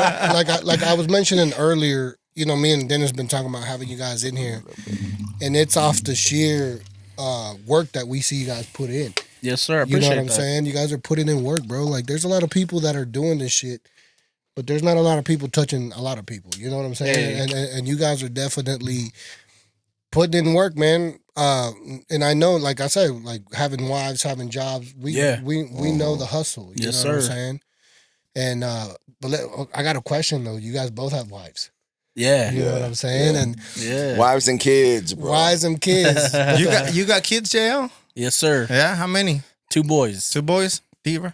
Man, I got all girls. Man, I got a lot, bro. Yeah. I got a lot. I got two girls. I got two girls. I got one girl and a stepson. He got grandkids too, though. Yeah, I got grandbabies too. Yeah. Damn, man, you don't look like a granddaddy, man. Right on, man. Thank you. You bro. keeping up, bro. I was that's the first thing I did is compliment. I was like, man, dude, you know. Hey, bro, listen, it balances out for me, bro, because I love to eat, man. I love to eat, and I mean, I try to eat. Right. But what's right? Like what's good, right? No, you gotta enjoy your life. So I just 2 double cheeseburgers at Town Topic yesterday. It was right, bro. So I gotta be right there with Dennis, man, and you too, man. JL too. JL be getting it in, man. He be getting it in too, you know. So I Not gotta, like y'all, I gotta. Not because JL, he probably at the house fucking editing reels. bro. I'm telling you, bro. Hey, I gotta tell this story, man. It's perfect right now, man. The first time I met Dennis, man. Right, I told. I don't know if you remember this, Dennis. I told JL this, right? So I was with my wife and I think my kids too. We went to his fundraiser, Guadalupe Center. You do remember, Mm-hmm. bro? So I'm in line. And Dennis comes walking by, right? And Dennis, he's he's a jack dude, man. And he's walking by, and he's looking at me. I remember this. You remember? Yeah. Because I told JL right when I seen him, I was like, man, this dude. And so Dennis walks by, and he's looking at me. Now, being me, and the way I grew up, and the way my mentality was, I was like, who's this dude looking at me, man? You know? I'm like, I felt like that was the vibe I got. You're right. That's what I was like. Man, I forgot I was on the west side, man. and I was like, man, who's this dude? And then there was like, D.Rod, you're on the podcast. I was like, oh man, I was ready. I don't know if you caught that from me, bro, but I was like, that's why I had to point it out because I'm like, hey man, but thank you, bro. Yeah, thank you, man. That's what happened at the Cinco de Mayo, bro. Yo, because I saw you first. I was with my girl. I saw you, and I was like, wait, is that them? But I only saw you by yourself, and it was fake. It was vaguely, so I was like, I think it's them, and we and my girl just kept doing our things, and then FK Menace or Sintope got done, and we went outside, and I'm always there for them, so I went outside to talk to them, and then that's when I saw you. Yeah. And I was like, hey, what's up, bro? I didn't know your name at the time, and I was like, what's up, bro? And you was like, who the fuck's this guy? My bad, bro. My bad. Don't feel bad. I got that too. D.Rod, man. I be telling D.Rod, like, look, man, like, hey, yo, man. Like, I'm a lot better with it, bro. I'm a lot better with it, bro. Because it's just we chop it up on the phone every now and then, and I'm like, D.Rod, just take it as a compliment, bro. It's kind of hard, man. He trying to get used to the fame right now. Yeah. That shit's weird, man. And I told JL, it's shit's weird, man, because hey, put your mic a little further back. Sorry, my fault. You clipping over there. I told what's weird, and JL gets us to not to show out or anything like that, but when you get recognized in the public eye, yeah, bro, it's fucking weird, bro. Ain't it? Yeah. It's fucking weird. I can't relate, but I can imagine. The first time was last year, and I told Joe because we met up after this. We did an episode, and we went to Power and Light, and he met up with us a little bit later, I think, or at the same spot.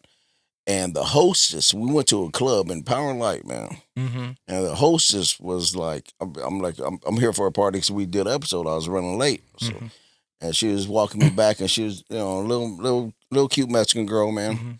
And she was walking, she turned around, she's like, you're on that podcast. And I was like, whoa. Wow. Me? Like, you noticed me, right? Yeah. And I was like, yeah. I was like, do you watch? Oh, I see your TikToks. Yeah. I'm like, oh, okay, well, cool. That's I'll cool. take that. Yeah. So, I mean, that shit's weird, Yeah. JL called it at the Kaufman Stadium. Mm-hmm. He called it with people yelling at him. Yeah. You know what I mean? And you guys are going to have to get used to that bro. because it's going to happen more and more. You guys are just getting started. Yeah. You guys, That's just weird. You've been doing it, but like this part of your trajectory is just now starting. Yeah, it's just for weird, sure, man. for sure, bro. And D-Rod's right, man. I mean, early on, you're just kind of like, oh shit, like I didn't. Because here's the thing, bro. Like you don't know, right? You don't know who has seen anything. Yeah. You know what I'm saying? Like we don't know who's gonna watch this. You know what I'm saying? And but the thing is, like that's the first sign of consistency. Because when you're that consistent, you guys are consistent. You know what I'm saying? And when you're consistent and people start seeing you over and over again, that's when your imprint is imprinted in their mindset. Yeah. You know what I'm saying? And that when they see you publicly, there's something that they saw that they liked. Yeah. Now you're relatable. Now you're a familiar face. You did you did something to become familiar. You know what I mean? And and in respect, like I get where you come from. It is weird. That's weird, because that's not the intention. I'm just hey, like we said before, man, we're just a couple Mexican kids, man. We're just a couple Mexican man, that cool ass Mexican kids, man. Hey, right on, man, right on. Thank you, but But I will say, and shout out our wives, man. Shout out Ray, shout out Jack. Jack, man, so my son Nick, he was helping us first year. And then, first part of this year, man, he told D.Rod and I, like, hey, yo, man, like, I'm going to step off, man. I'm trying to do something else. He's in a pretty serious relationship now. So my oldest son, Nick, he's 26. He's getting ready to be 27. And he was helping us, right? He was doing pretty much what Angel was doing. He's pretty much helping us with that, right? Shout out Angel. Shout out Angel, man. Shout out. Because I know how important he is. That's a hard job too. And it's a hard job. And so he stepped off, man. But you guys know this, right? That's why Angel's here. You need that third person, man. Right? Yeah. And so, man, I just looked right at wifey. I'm like, listen. You're gonna step up. I'm like, man. I need you. She's like, what? Why? Da da da. And I'm like, your son stepped off. Whatever. Cool. Yeah. I need you to be there. And she helps us, right? She helps us with that, with the video. Whenever people need drinks, right? She's over there. Sometimes I just told her, D-Rod, like I was like, hey yo, because I'm editing this last episode, and I'm like, hey, next time you help somebody with drinks, like don't walk in front of the table, walk behind it, And she's like, oh, okay, type of thing, She goes around the camera. Yeah, that's cool, man. That's good. That's actually so I switch off from him and my girl. She helps too. Yeah. Because sometimes, like, depending on the guest, that's how I choose. So I don't wear them out. You know what I'm saying? Sure. Cause like this weekend, we had a podcast yesterday. We have this one today. We have one tomorrow. Hell yeah. Nice. So it's like, I don't want to freaking burn them out. Burn them out. You know what I'm saying? Because there's been times where I've been watching the feedback and they got stuff to do, man. Yeah. No, there's been times where I've been watching the feedback and someone else is talking and the camera's like on the other person, and I'm like, oh, okay. I'm like, what's that? Wake up. Nah, I feel that. I mean, this thing, you need the third person though, right? And that's one thing I will say, man, for anybody watching this that is thinking about starting a podcast. You gotta have, it's gonna be two of you, you gotta have a third person. If it's gonna be one of you, you need another person. Yeah. You just do, man. I mean, it's just, you need help with that. No, I think one of the things that interfered in that conversation with Barry, with the doctor, was that I didn't have that third person at that time. I was doing the controlling. Yeah. So I was having to be in the conversation and control the cameras at the same time. And I'm like, the reason I sit here is because I'm watching, making sure no one clips, making sure, you know what I'm saying? But it having that third person allows me to be in the actual conversation. Man, more than you can imagine, bro. Man, it's important. More than you can imagine, bro. Yeah. Yeah, man. I mean, it's grown, man. I appreciate that. It is kind of awkward, when you see people. I mean, today, D-Rod, I was at a restaurant. Shout out my boy Vince. Shout out our guy Vince. Farmhouse KC, go check him out, River Market. And he always comes out and says, what's up, man? I took the wifey there for some brunch. And he's like, what's up, man? You didn't tell me you was coming. And I'm like, bro, you a business owner. You main chef, bro. I'm not going to bother you, Yeah. He's like, man, I was back there. And they're like, hey, yo, man, JL with Enterrupt KC's out here. You need to come say hi to him, And it was dope, that he says that. I had a similar situation today. We went to Made Mob. Hey. And the homie over there, I bought the shirt there today. You Yes, know what I'm sir. saying? And the homie was like, hey, man, clock out, bro. You always doing something. You always on the clock. Clock out. Have fun. You know what I'm saying? And I was like, man, it does seem like that when Yeah. when you're consistently posting, when you're consistently doing something. Yeah, man. You know what I'm saying? Believe And me, even bro. when I'm out, like I go to FK shows, Yeah. and I'm there because I'm posting stories. Right. You know what I'm saying? I'm helping promote because that's Right. what I want people. I want the people that know me to know where they need to go. Yeah. You know what I'm saying? Yeah. So like I'm having fun, but I'm still Yeah. promoting. I'm still helping. Bro, You know what I'm I saying? feel that every inch of me right now, bro. Yeah. You gotta find a way to We're separate. Yeah, you know what I mean? We're the ones that are, well, I can't say we, but like we, as we create our platform, we can lead the people to the right places. You know what I'm Right. saying? Or the people that deserve Mm-hmm. that audience. Like you guys said, like we need to support each other. Yeah. You know what I'm saying? And as I'm 35, man, I'm not gonna be out there that much longer. You know what I'm saying? And for me to, the people that I promote are the people that I feel like would provide a safe environment for the people that I want. Yeah, man. You know I what I'm mean, you saying? got kids, right? You talking about earlier, you got a wife, you got kids. No, but like, you know, you got a family. I you know? do, but like I've been in situations where I've had my friends in these events and there was some stuff that popped off, Yeah, and I've had to make, I was a grown person of the group and I've had to make the decision for the group to find out later that someone got killed that night. Yeah. You know what I'm saying? And I don't want to lead none of the people to that type of shit. Right. I want to lead them to my homies that make music, that do dope shit. Right. Of course, man. You know what I'm saying? Yeah. And I think about that, man. I mean, you know, D.Rod, I mean, like he just got back from out of town. And I was just like, man, I hope D.Rod gets there, has hella fun, and comes back safe. Because, man, what would Enterrupt KC be, right, without D.Rod, you know? And you know, I'm getting ready to head out of town here in a while.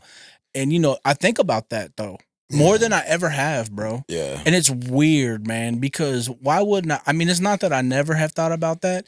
I mean, I got a family, obviously, but my whole family's going with me, you know? Yeah. And so to me, it's like, okay, if something happens, they're all with me, right? But then, damn, man, I want to come back and continue this. You know what I'm saying? Right. And you almost get into that mentality where it's like, this is what I feel like we have helped create a little bit, and we got further along to go, is itching a part of a fabric into KC. Yeah. You know what I'm saying? Yeah. Into Kansas City. That's what I feel like Enterrupt KC is really becoming. Is it's becoming part of the fabric of Kansas City, you know?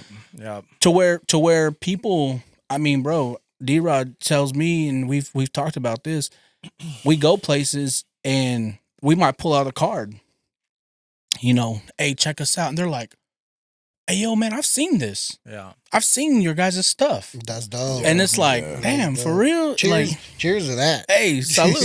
Salute. Salute, man. that, Salute to that. Yeah, It's man. dope, bro.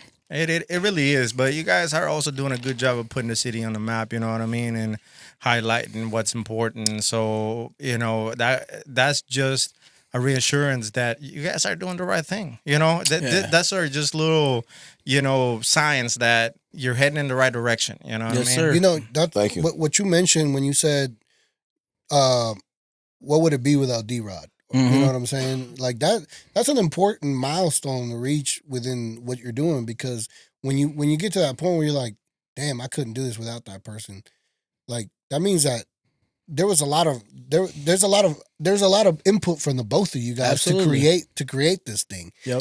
The right way. You know what I'm saying? Because yeah, like if there was conflict, if there was all that, it's easy to move on. You know what I'm saying? But when both parties are respecting the mission, the goal, and the brand, and it becomes something that you guys didn't expect it to become, you can't do it without each other. Man. It's its own entity. It's its own entity. But it takes both of you. Like you can't imagine it without both of you. Yeah, It's so wild. D-Rod Yeah. said it earlier, man. Like, this is my uncle. You know, that's A. That's family. That's A. That's family. It's my family. You know what I'm saying? And you know, I know the whole family, blood thicker than water and all that shit, you know, but it ain't about that. No. We always, since and D-Rod knows this, bro, I could tell some crazy stories about D-Rod and I. Can you share some of those?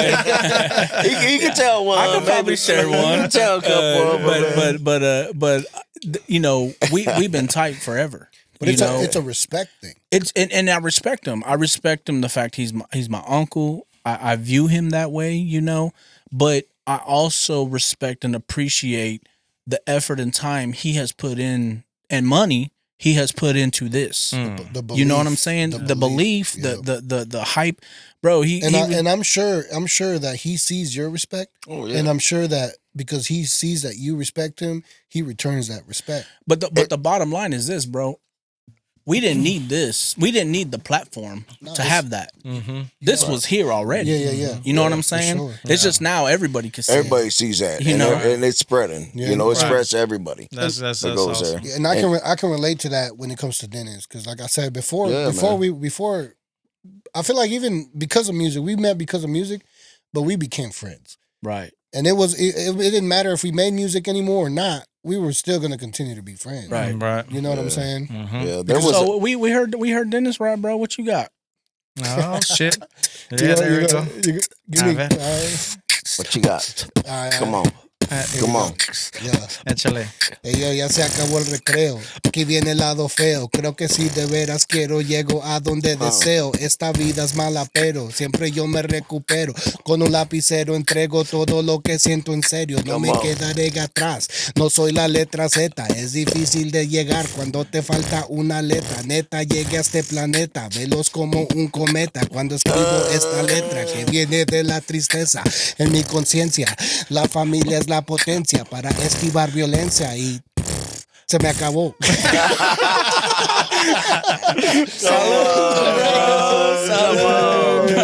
Salud, man. That was dope, bro.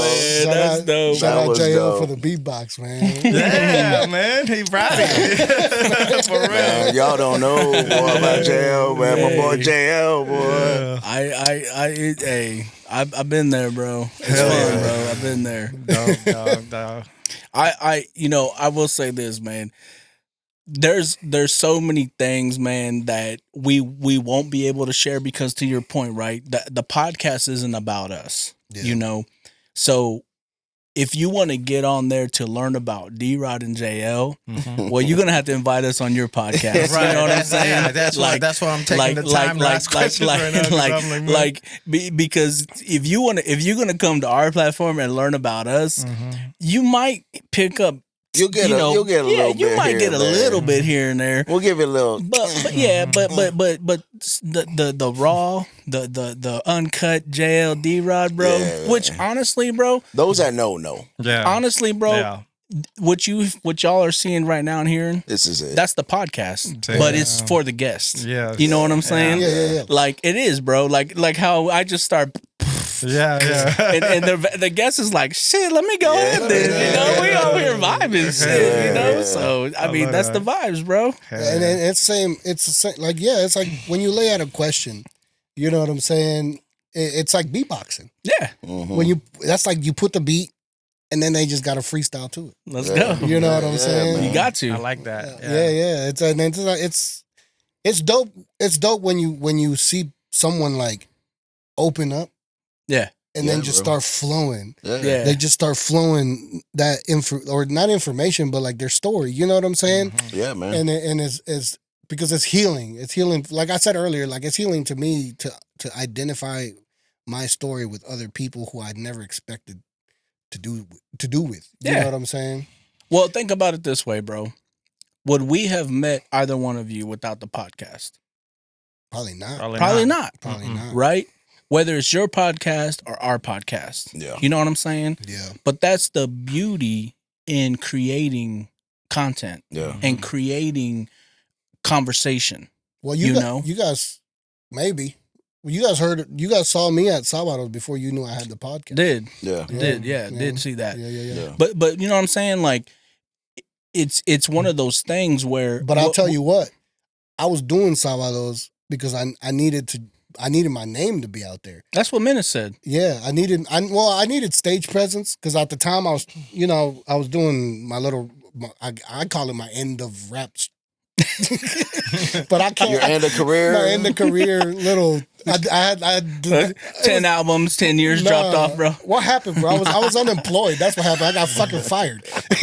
Got you. And I went on this thing where I was like, fuck it, I'm just throwing there all my worries and frustration in music, and I made like 5-6 songs. And Dennis was managing me, and he was putting me on all these shows.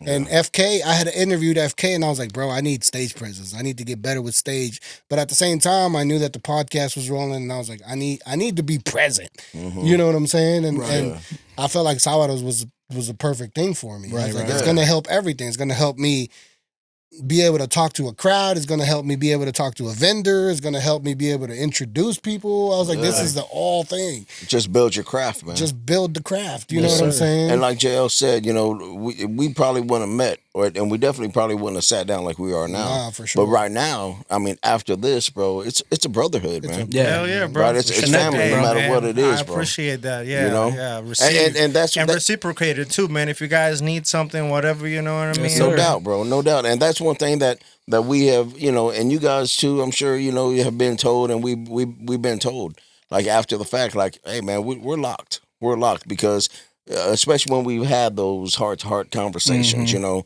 hey, man, we're locked in. Like, there's that familia right there, bro. I appreciate that, man. That happens just with everybody, with the guests, with you guys, of course, and yeah, man, it's just that growth. Yeah, man. If you guys ever see a guest that we have, and you guys are interested, reach out to me, man. Yes, sir. I'll recommend you guys to come out. Yeah, for sure. Same back, man. Yeah, for real. Yeah, I mean, the thing is, man, is like, you know, you was talking about earlier about how interesting like rap artists are, right? Like, you know, when you sit a man down as a guest, you know.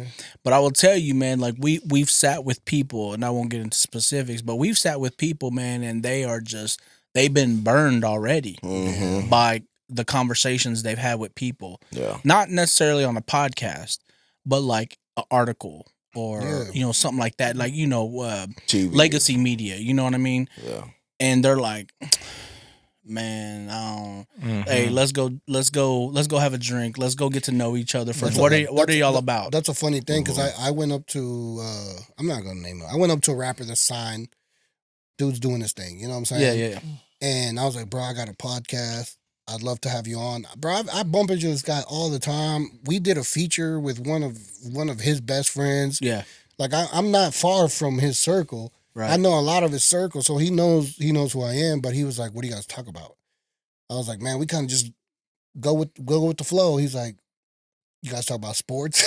I was like, "No, we don't talk about sports." but I remember I said that 25. Yeah, you want to talk about sports? We'll talk about I sports, got bro. why he was saying that, because there's probably a lot of things that people want to ask him that he does not want to answer. Right. Yeah. You know what I'm saying? And I've ran into that with rappers. Yeah. There's a lot of, I don't fuck with them. I don't fuck with them. I don't fuck with them. Don't Right. ask me about them. Right. You know what I'm saying? And rappers are like, it's a sensitive thing, because they're used to Adam 22. Pulling out that ground. Right. How's your relationship status? You know what I'm saying? That's controversy, man. Right. That's actually why Duno left that podcast. Oh, for real? Because he didn't like all that shit. He didn't like all that fighting and all that. And I respect the dude for it. You know what I'm saying? Because I'm like, yeah, bro, like, that was a big thing for Duno to do, to be on Adam 22 as a Hispanic. I'm like, damn, we're in there. Boom. We got the music going. We got the podcast going. Right. We're in there. But Duno left because he didn't like all that.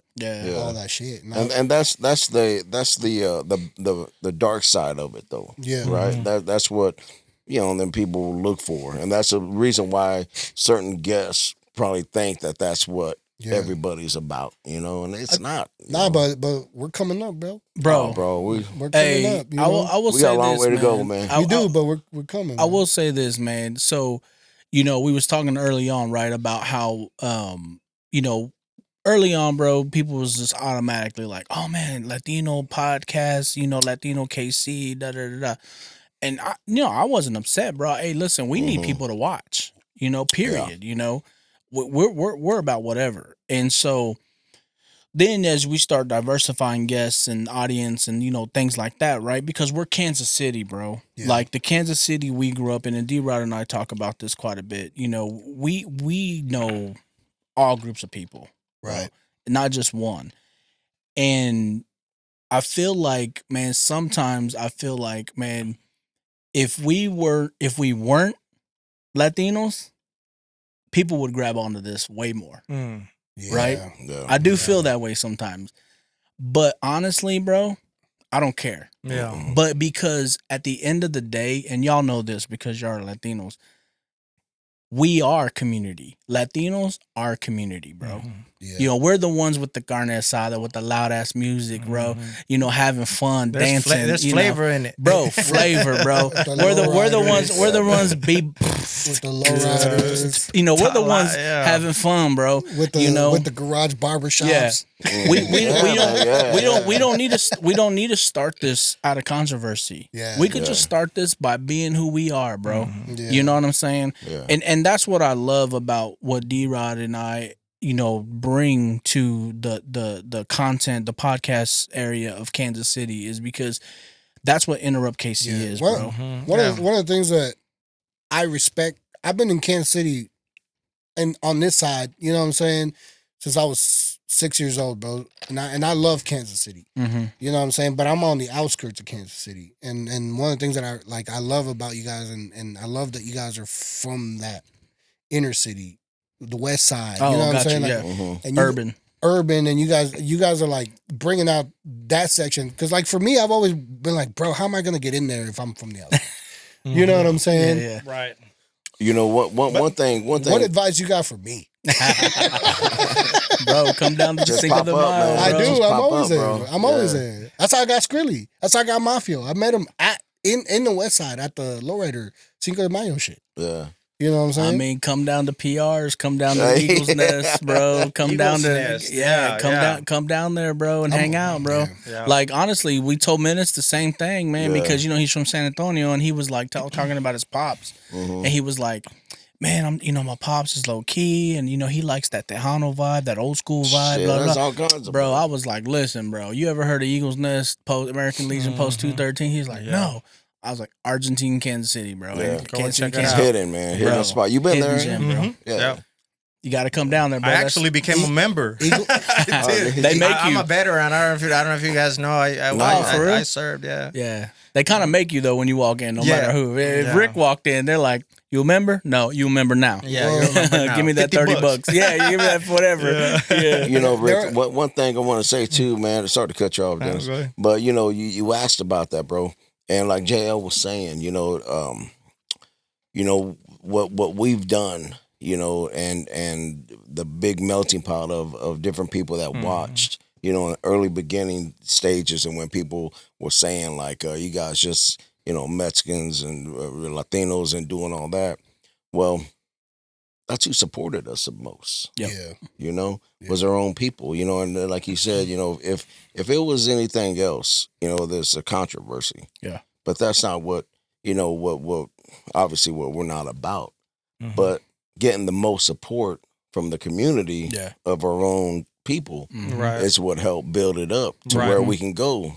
Well, I have to say though, man, when it comes to the West Side, man, there's a lot of support. That is one thing that about that community, that they show up and show out for the people. You know what I mean? Like that I've noticed, and I'm like, man, that's a really great community, because they go to the shows, they go to the events, and I'm sure there's a lot of support there, man. So that's great. But I mean, you guys are not just West Side. Like you guys are, all, and you've had a variety of different like guests and topics and things, and so. That's one thing I've admired, that you've been able to navigate that, and you didn't go just like Latino podcast, because I don't think of it like a Latino podcast. I'm like, this Enterrupt KC is about Kansas City. Yeah. That's what lands. You know what I'm saying? I got a collaboration for us. Let's go. Because I've been thinking about this. I've been watching some shit on YouTube. Right? Say less, bro. Say less. And I got a collaboration that we can do. Let's do it. And, I ain't even heard it. Let's do it. This is my idea. Should I say it on here, or should I say it after? I don't know. Whatever you want. So listen. Man, I don't even know if I want to say it on the podcast. All right, well, you can hold on. Look, let me say this, bro. But I got a collab for her. Let me say this, bro. And this is no hate, bro. That just is what it is, bro. We have noticed that there are people who have watched our content and try to copy and paste, bro. No, for sure. And I'm not even talking Latino podcasters. I'm talking about just people. Oh my God! I relate. Don't to get me on that, man. My girl told me that the other day. She's like, I think people are starting to copy like the way you're doing your reels. And stuff like that. Oh, for and real? I was like, really? She's like, yeah. She's like, I've been seeing some local stuff, and it's like, they're starting to look like. I was like, what? Yeah, we're not even that deep. Nah, for real. I mean, real talk, bro. It's just one of those things, bro. And that comes with, kind of your guys' point, right? It comes with getting known. It comes with, consistency. It's just people see it. This is why I was going to ask about your wife. I mean, you guys are fucking. I don't know how long you guys been married. Long time. Long time. But so 25 years. Me and my girl, we've been together 5 years, and one of the things that we've been struggling with is the fact that I'm starting to be. Like people, they recognize me, but they don't admit it. But we can tell, right. And she's very low key. Yeah, she don't like posting. She don't like nothing. Why you hugging my man? No, they're not hugging me or nothing. But she can see the eyes. Right. You know what I'm saying? And I'm like, babe. It's different for them, man. Yeah, and I was like, 9 times out of 10, they look at me because they look at you, and they're like, what is the fucking? Who's this? See how you spun that real quick, AJ? That's a good spin, bro. I'm gonna use that, bro. I'm gonna use that. They're not looking at me, babe. They're looking at you. They're wondering. They looking through me. They're wondering how I got you. Let me say this, man, and I ain't trying to put D.Rod on the spot, but bro, D.Rod is accustomed to getting looked at. Period. Yeah, like this dude got that vibe though. Ever since I known D.Rod, spot him. Man. Yeah, he got the swag. He got the swag. He got the tats. He got the tats. He got the lingo. Come on, man. Come on. D.Rod knows. Don't get me in trouble, man. I'm not trying to get him in trouble, bro. But hey, D.Rod.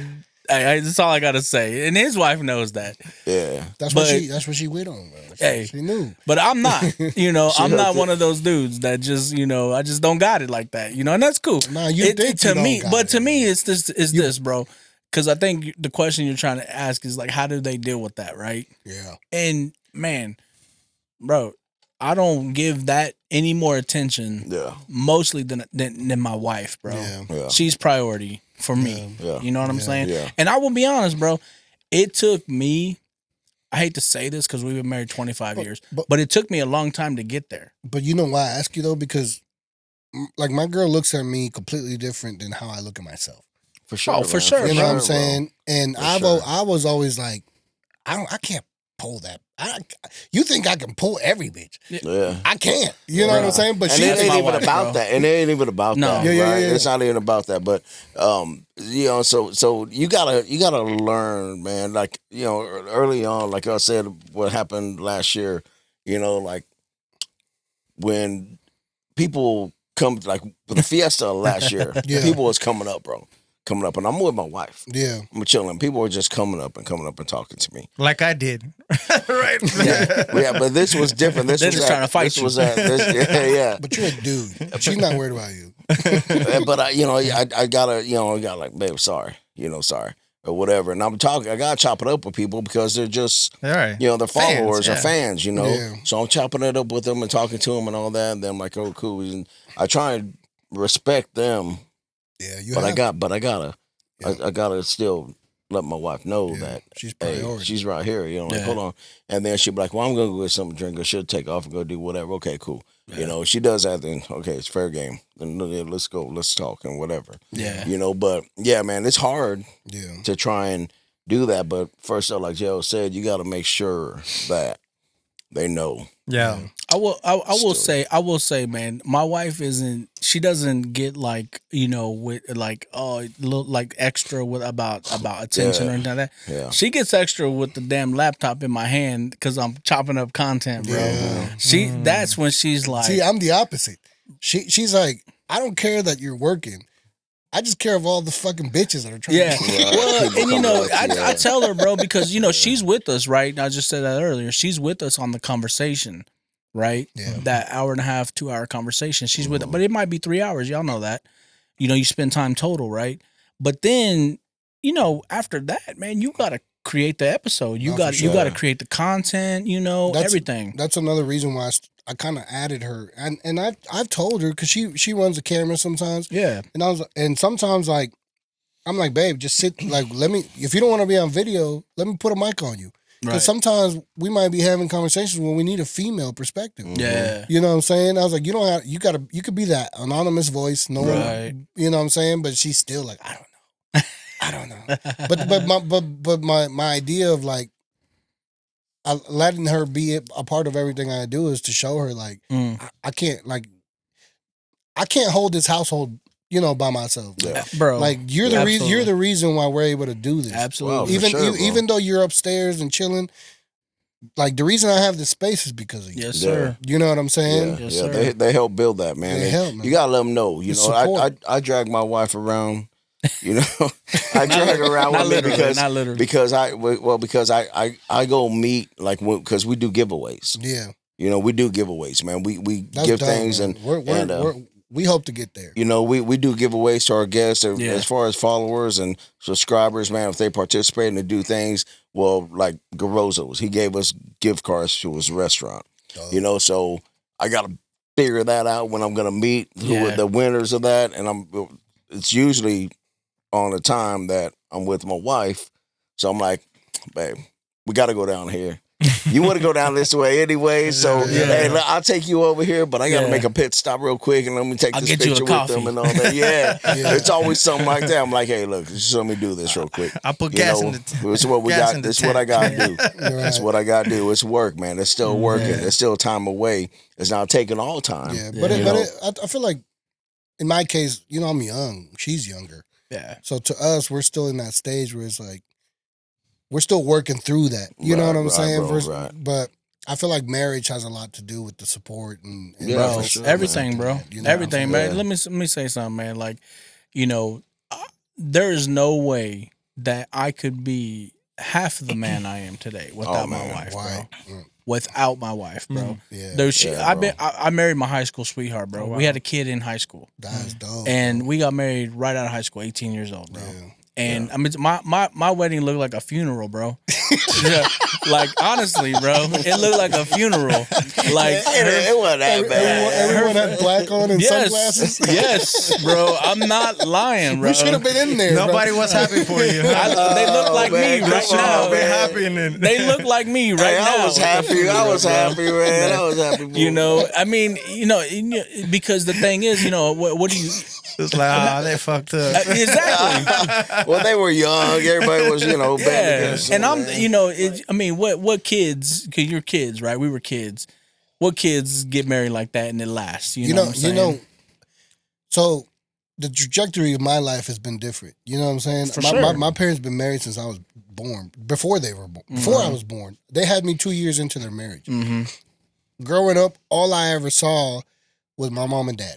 I didn't get to see a stepdad, none of that. I saw them fight through their whole marriage to who they are now. Right. So I got to see their worst, the pivotal point, and how things started changing to how they are now. Right. You know what I'm saying? So when I'm in a relationship, I kind of know where I am. Right. But the women that I've had, Man. they didn't have what I have, Yeah. and we didn't make it because they chose to step out. You know what I'm saying? And like.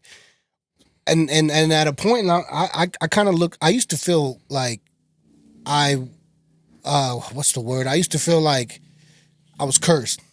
You know what I'm saying? Yeah, man. But later I found out that I'm like, bro, I'm blessed. Bless, bro. You know what I'm saying? Because I got to learn from my mistakes, and I actually got to figure out what I actually like. Yep. You know what I'm saying? And pick a female based on what I actually like, because I already picked a female The based mature on you, bro. because I was like, I already picked a female based on her body. Yeah. I picked a female, based on her looks or whatever. And Bro, like I've told my wife this numerous times, man. And I don't know if she's gonna watch this or not, man, but I'll tell you, I'll share it with you guys too, man. Like she literally saved my life. Wow. yeah. Bro, from the person that I have. I mean, That's a fact. How long is it That's a been? strong statement. I mean, Shout out it's- Rach. Shout out Rachel, man. I love Shout you, out baby. Rachel. And I've been with her for 24 years, Get it right, 23 get it years. right, some bro. shit. Get it right Bro, for Rachel. listen, 20 listen. I always, whenever people ask me, I always say 2 years. How long do it? 2 years. She's like, stop saying that. So, I've been with her 2 years, but she saved my life, man. Right? Wow. So, I mean, that's facts, man. Right? Yeah, I mean, That's awesome. for sure. I mean, just just like how we talked before we got started here. I love to You hear know? this. I love to hear this because this is a part of. I mean, we're capturing your guys' story. Yeah. And for you guys to come out and say that statement about your significant others, your wives, I mean, that says a lot about you, man. That's good because that's what's happening behind Enterrupt KC, right? I mean, it's a big part of what it is because there's the strong women behind you supporting you, saving your life, being with you. You know what I mean? Not only that, that's what's happening behind the ozone layer. We're a bunch of fracasados. Fracasados. Yeah, bro. Yeah. I mean, you know what I mean? I know exactly what you mean, the man. thing is, man, is, you know, and so my mom is D.Rod's sister, okay? Older sister, one of his older sisters. And it's crazy, man, you know, so marriage in my family, and I'll be specific, my Rodriguez family, and I've talked to D.Rod about this not that long ago. The males in my family, bro, like they didn't get married, and if they married, they didn't last. You know, a lot of my, like, honestly, bro, I'm my grandpa, his dad, out of all his grandsons, and there's a handful, there's a lot. I'm the only one married. Well, no, I take that back. My Aunt Juanita's son is married. Yeah, there's two of us, but he's in Alabama. That's probably an expectation in Alabama. I don't know. No hate. But here in Kansas City, I'm the only one that's married, bro. You're a fucking example. The exception to the rule. But here's where I'm going with that, man. So my tia, his older sister, my tia got married, or not got married. She renewed her vows, 50-year anniversary, bro. And I'm sitting there in church, bro. Mass is going on, and I'm just like looking around. And all the cousins. And I'm looking at all my cousins, all my female cousins, my male cousins. And I'm realizing in that moment, bro, damn, I'm the only male here with my wife next to me. Damn. Yeah. The only one. Yeah. All my female cousins are married pretty much. Yeah. Great marriages. Of course. And so, bro, you know what I did, bro? It hit me in that moment. This is this year, bro. It hit me in that moment. I was like, damn. I never have thought about that. Yeah. Bro, I'm sitting here at 44 years old like, damn, that's crazy. He told me that. I was like, really? Yeah. I mean, I got a shit ton of nephews. No, but listen, we got to give it up to females because, we got to give it up to wives. Oh, for sure. Oh, yeah, man. For sure. The fact that you said that, the fact that all your female cousins are married and all your male cousins aren't, bro, like, men stick. We stay. Yeah. It's always the women that end up leaving. You know what I'm saying? Because they don't want to deal with ours, or they don't think that we can change, or whatever the fuck. You know what I'm saying? Right. And so this is why I say shout out to the wives, to y'all's wives, because they were patient, bro. Like it takes patience, it takes time, it takes trials, it takes change. It's work, bro. To get the marriage that you want. Yeah. It's work. We late bloomers, man. We mature late. You know, there's a lot they gotta put up with sometimes. I'll put my hand up there quick. I admit it and say it all the time. It took me a long time. But it also takes the right women to point out the things that are not okay with her. And it takes a man to realize it. I mean, you got to analyze that, and you got to be like, I love this woman so much, I have to change that. Yeah. Oh yeah. You know what I'm saying? 100%, man. Yeah. I 100%. You know, and I just feel like women nowadays don't understand that that's a process they're gonna go through in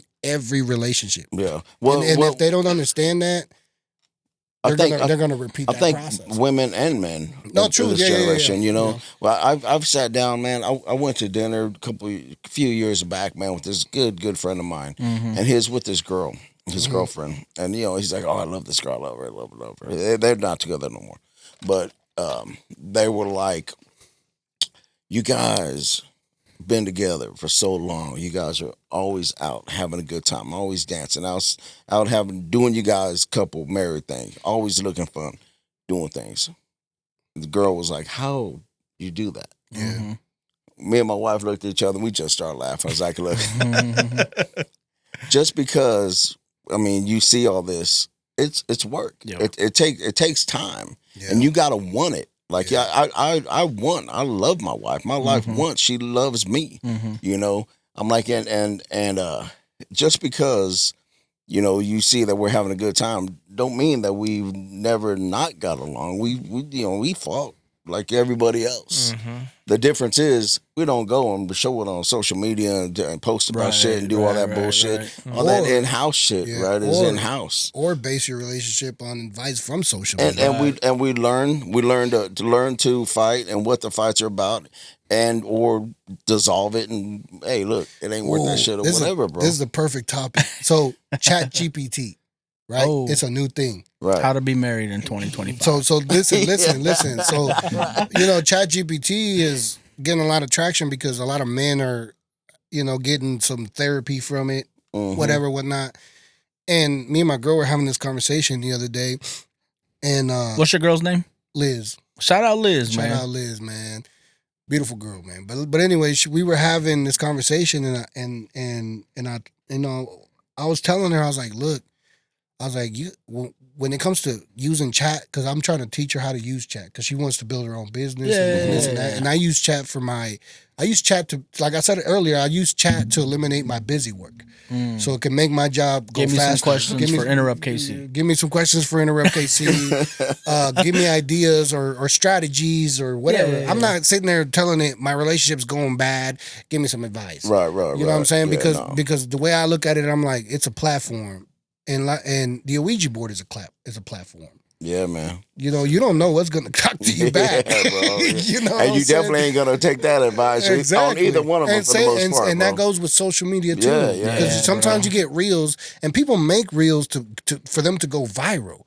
So they're gonna put something in that reel that's gonna touch something that's everyone experiences negatively, and then everyone's gonna be like, "Ooh, yeah."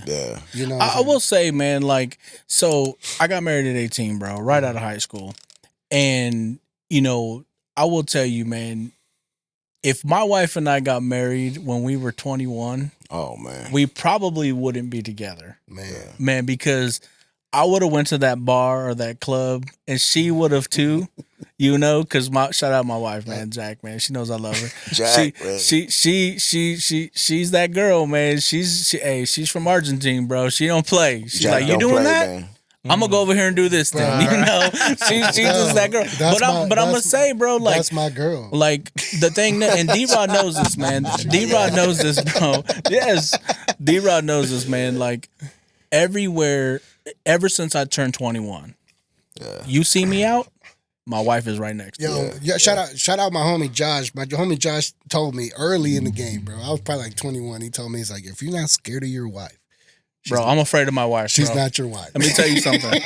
I'm afraid of my wife, bro. She knows that. I tell her that at least once a day. I'm like, I am afraid of you. I'm afraid of my girl, but she told me, she's like, if you fight, we're both fighting. Yeah. So, you know what I'm saying? So that puts another, like, when I'm out in public, I got to think about her. I'm like, hey, I will say, and I'm getting ready to age myself real fast, bro. And probably somebody's going to call me a traditionalist. I will say, bro, I don't really understand the whole, like, particularly this generation. Like, man, I gotta live with her, and I gotta figure it out for 5 years. Let's see if we're connected first. Let's see if it works. And that. And I'm like, listen, bro. And this is why I'm bringing this up, because I talked to my son about this. I might need to hear this. My son's 26. I might need to hear this, because I might be on the opposite. No, but listen, bro. Like think about how much shit you put up with in a relationship, a real one, not no girlfriend, boyfriend, social media relationship. Yeah, I'm talking like a real.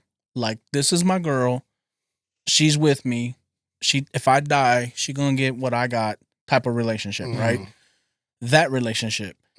And, like, think about how much stuff you put up with.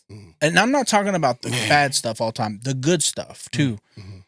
Bro, and to sit there and be like, yeah, man, we're gonna put this on trial and error first, see if it works out. Yeah, I'm I like, never bro, got that, for real? Like, nah. Yeah. Like, listen. So it's never a choice, right? Nah, it's like, never hey, a choice. You might as well wife her up. Nah, but listen. This is what I'm hearing from you. It's like it was never a choice. It was like my dad wasn't playing those games, bro. My dad, but bro. I feel like I get that, right? I get that, but I feel like once you have a child, you go through that first marriage or relationship fails.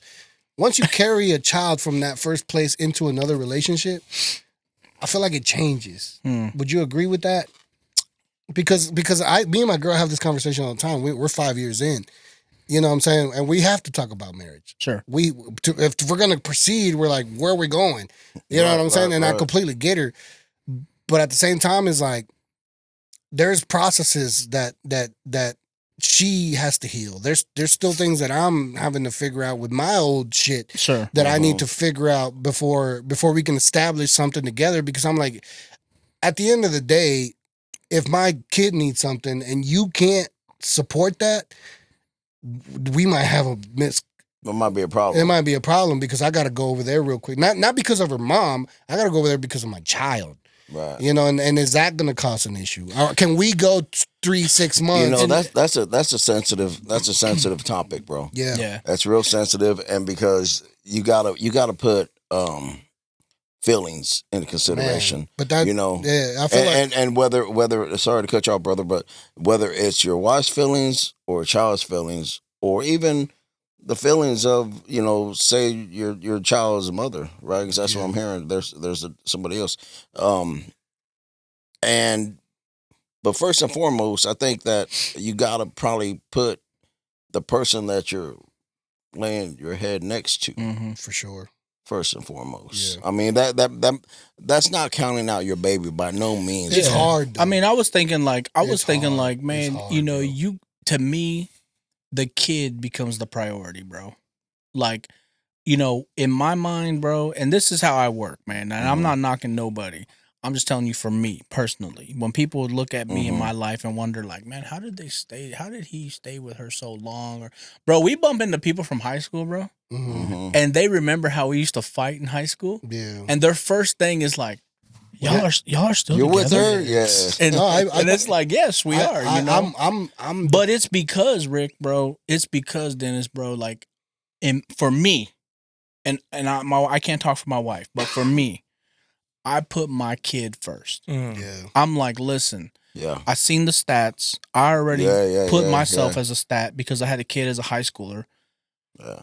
I'm not about to make this kid's life a statistic. I'm gonna do everything I can to put this young baby up for success. It takes your partner to be that way. Absolutely, bro. And I'm not. She had to be there with me 100%, bro. Man. And that's real.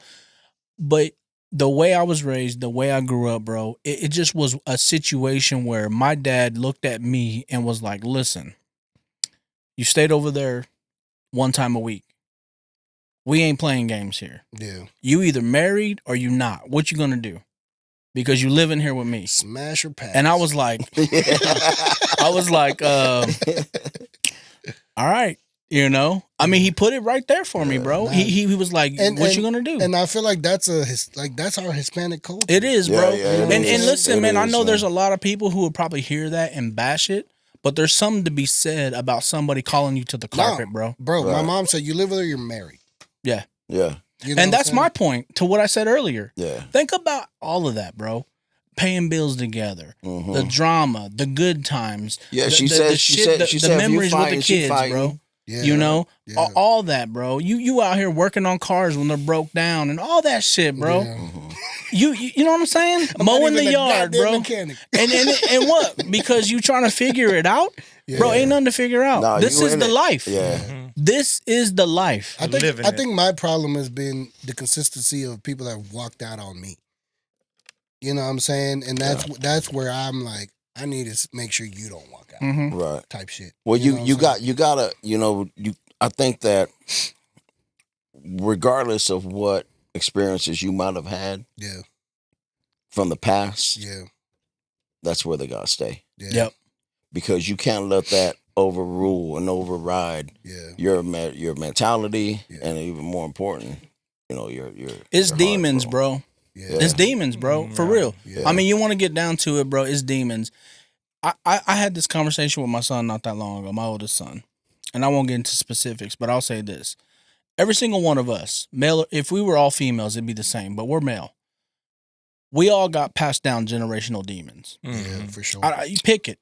Alcohol, drugs, sex, you know, too much sex addiction, Facts. whatever, bro. Yeah. It don't matter. Uncle. We got passed down demons, bro. It's always an uncle. It's always that Theo, man. Come on, man. Come on, My man. Theo's right here, bro. Not him.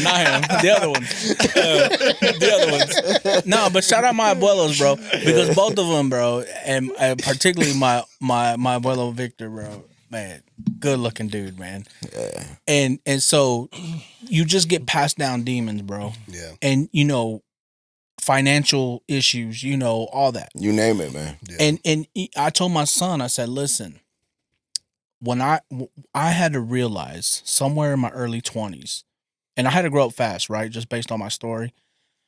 I had to recognize, like, damn, this is a demon that I got passed down, right? I need to find a way to rid this demon. I already had a kid. I'm already married.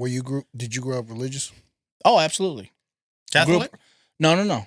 Protestant, bro. But see, Pentecostal. Going to what you're saying though, another Hispanic thing, and this is, and I say this, my girl's black, you know what I'm saying, and I'm starting to realize, and my daughter's black, so I'm not new to this diversity that we have. Not new to it, you true to it. I'm true to it, and I love her culture. I love her. I love how she treats me. Yes, sir. I love everything about it, bro. But one of the things that she listens, bro, because she loves this Hispanic culture. Yeah, I met her at a Hispanic place. You know what I'm saying? Like, yeah.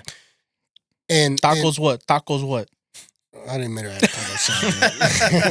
taco. So she loves salsa. She loves salsa. Oh, got you, bro. I like dancing salsa, and when we danced, bro, our chemistry was crazy. Oh, Okay. yeah. You know what I'm saying? It was just different. But anyways, back to the story. The fact that you said this is a demon. A lot of people don't understand because their spiritual eye isn't open. Yeah. So they don't know when they're being attacked. And sometimes people think it's God that's attacking them, and it's not. I'm like, bro, God don't want you to feel miserable. It's just easy for them to say that. Yeah. You know what I'm saying? I was like, God's not going to put temptation in your face, bro. Yeah, that's not God. That's another thing. Right. You know what I'm saying? Yeah. And the fact that you had that eye to identify, Right. damn, that was dope. You know what I'm saying? Like a lot of people lack that mentality. I mean, and that mentality helps, bro, because you understand when you're being attacked and why you're being attacked. I mean, I'll be real, bro. Like, I didn't know early on that I wouldn't have even called it like a demon. I would have just said this is a habit, this is a behavior type of thing, right? I recognized it as a bad trait of me, but I also recognized it as something I learned from my father, right? That I just inherently just said, oh, that's how you behave, right? And so, to me, grown way past that now, right? Yeah. Several decades now past that. Now you're able to. Now I can evaluate that time of me in my life, but now I'm looking at my sons, who's now one is 26, like I said, and I'm sitting here, Dennis, and I'm just like, hey, come meet me at this restaurant, man. I need to talk to you.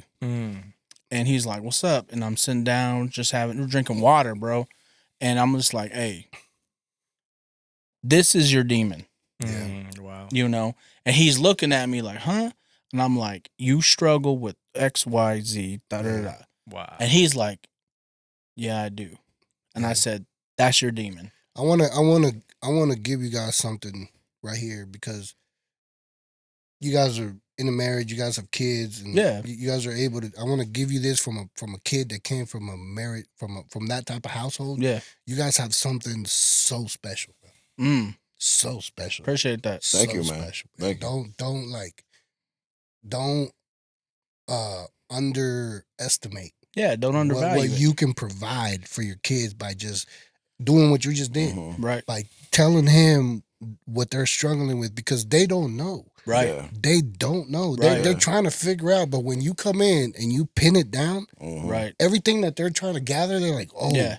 All it takes, and the crazy thing is, I got many, and at some time or another, you kick knowledge to them. That's our job. Yeah.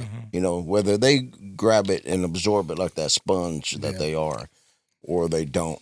But guarantee you, they're gonna catch most of it, right? Whether they work on it, man. And there's been many, many times that my kids have said throughout, one time or another, each one of them at some time have said, Dad was right. And you know why I say that, man? I say that because I've been felt wrong so many times.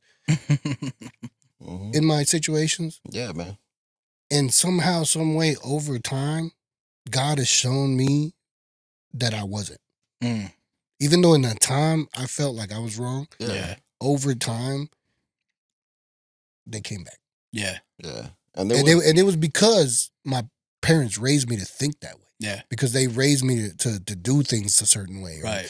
You know what I'm saying? And it was like, that's why I'm telling you Bro, guys right now. Like, let me tell you something, man. We both lost our dad years ago. You know, and I lost my dad 15 years ago this year. And let me tell you something, man. My dad played one of the most, the most vital parts of me. Yeah. Growing up to be the man I am. And I lost him 15 years ago, bro. Yeah. So think about that. Man. So listen, I'll tell you a real quick story. Sorry. Early on, bro. Shout out to fathers. I got married at 18, bro. You can imagine what being married at 18 is like, bro. I can't. It's constant. No, but just picture yourself at 18 being married, bro. Man. How immature you were, how just unprepared you were. Can't even drink yet. Yeah, nothing, bro. Yeah. You argue, bro. We used to argue, bro. We go to our families and my husband this, my wife that, blah, blah, blah. And they tell us, well, she don't listen and you need to, and he don't listen and then we come back, fight. And I thought we were going to get divorced 3 times, bro. Every time I left, physically, I left. So this is married. You thought you were going to get divorced. Yes. Divorce, bro. That's a whole nother level. And so, yeah, bro. And this is like within the first year or two, bro, of marriage, bro. Yeah. Like I'm not even 20, you know? And I remember being at my mom and dad's house, bro. And I'm like, man, I'm divorcing her, blah, blah, blah, blah, da, da, da, da. Clean out the basement. Yes. I'm like, hey. Make room for me. I'm coming home. My room ain't been that dirty, man. Let's get my room back together, da, da, da, right? I'm sitting there watching TV one day, bro. My dad walks in the house. This is a true story, bro. He walks in the house. He's seen me back in that basement so many times. Man. And he's like, he sits at the dining room table, bro. Yeah. And he's like, Mac. My family calls me Mac, by the way. And he's like, Mac. And I look over. He's like, come here. He's like, sit down. And I'm like, all right. And I'm like, what's up? And he's like, and he goes, so, what do you think this is? And I'm like, what do you mean? I mean, bro, my mindset is like, my mom and dad support me, bro. I'm getting divorced. I'm about to be single, bro. Come back home. Yeah. My dad's like, what do you think this is? And I'm like, what do you mean? He's like, well, you fight, you don't like it, you leave, you go back, you like it, you stay, you fight, you leave. He's like, this is your 3rd time coming back home. Man. And I'm like, yeah. Preach. And he goes like this.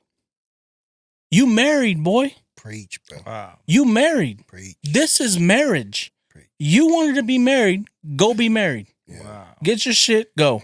Go back home. It's crazy you say that because my daughter's mom got mad at her mom for going against her for leaving me. And she said she wasn't being my mother. And I was like, what? You know what I'm saying? Yeah, bro. And later, I end up moving on and because it's not my responsibility to teach her. And I'm just like, there was just not enough support there for me to grow anything. Yeah. You know what I'm saying? Yeah. And the fact that you say that, because that's what my parents did. They're like, what are you doing, bro? Like, you got to go. You want to come back? Go sleep on the couch. Go. Yeah. Do it. Sleep in another room, bro. I'm telling you. But they say that because they know their struggle. Yes. And they know where you're at in yours. Right. And you're like, bro, you're a step 1. Yeah. You know what I'm saying? Step 1. It's always a struggle, man. It's always something. You just got to get past that, man. Yeah. So what what's the saying, bro? Show me a perfect marriage, I'll show you 2 liars. Man, bro, for real. I grew up in church. I wasn't Catholic. I am now, thank God. But I wasn't Catholic, but I remember a lot of preachers. I've seen a lot of preachers in my life, bro. And I remember one specifically was in front of the church one day, and he's like, "Show me a perfect marriage, I'll show you 2 liars." And I was like, that always stuck with me, bro. Yeah. Like, damn, that shit is real, bro. Yeah, ain't no perfect, bro. No perfect relationships, man. Yeah. Shout out, Salud, man. Salud, man. Salud, man. Salud. Salud, man. Salud, man. So we're going in 2.5 now. That it? 2.5. Damn. No, Good man. conversation. Good, man. That's Bro, all good. man, I appreciate you guys sharing all that, man. Absolutely, Honestly, bro. this is what I wanted to capture. This is what I wanted to. Yeah. There's I had other questions that I wanted to know more about too, because bro. like obviously you guys say, hey, people think we do this full time and we don't, right? And so like what is your guys' MO? Like, well, you know what I'm saying? Like, what do you guys do during the day? You know, what are you, a vigilante by night? I mean, what's happening? Batman.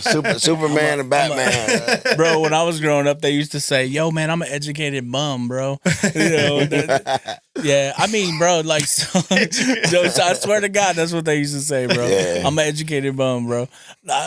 Man, so I actually work in government, bro. I won't get all specific. I work in government, man. I've been working in government for years. Border Patrol. I have to kill. If I tell you I have to kill you, type of stuff. Yeah, I'm not a politician, but I work in government, and you know, I just been doing that, bro. But you know, man, I will tell you, man, I'm a recover. I tell people this professionally. I actually make public presentations and stuff.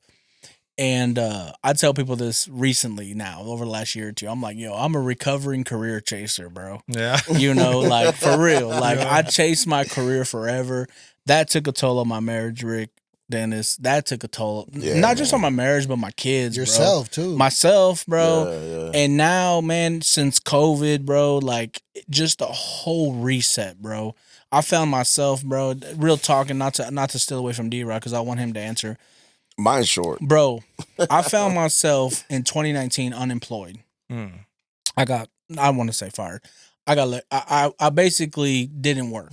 And for 6 months, for the first time in my life, bro, I was unemployed. Hey, I've been fired for so many things, relationships and job.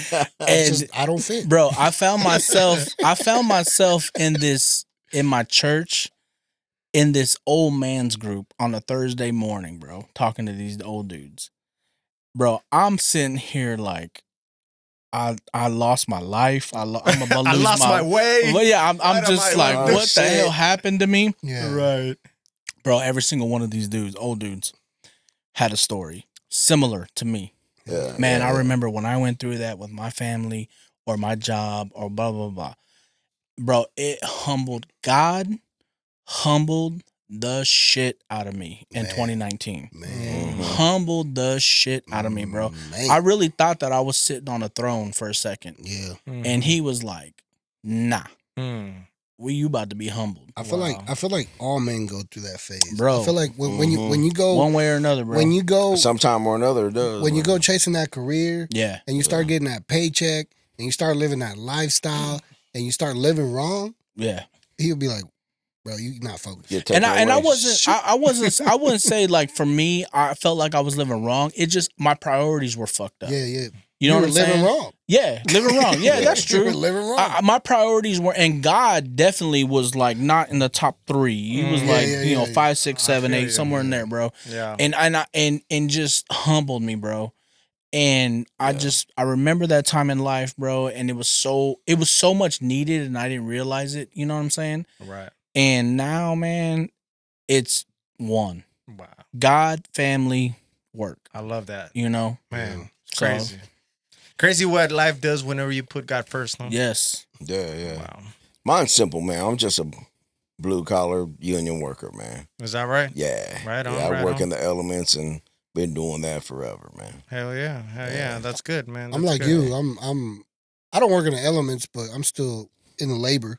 You know, I'm a master fire door inspector. Let's go. I look at fire doors. Yeah. And if they need something, I'll fix it. Yeah. You know what I'm saying? Those metal doors. Yeah. Metal, wood, all types. All hospital, medical field. Okay.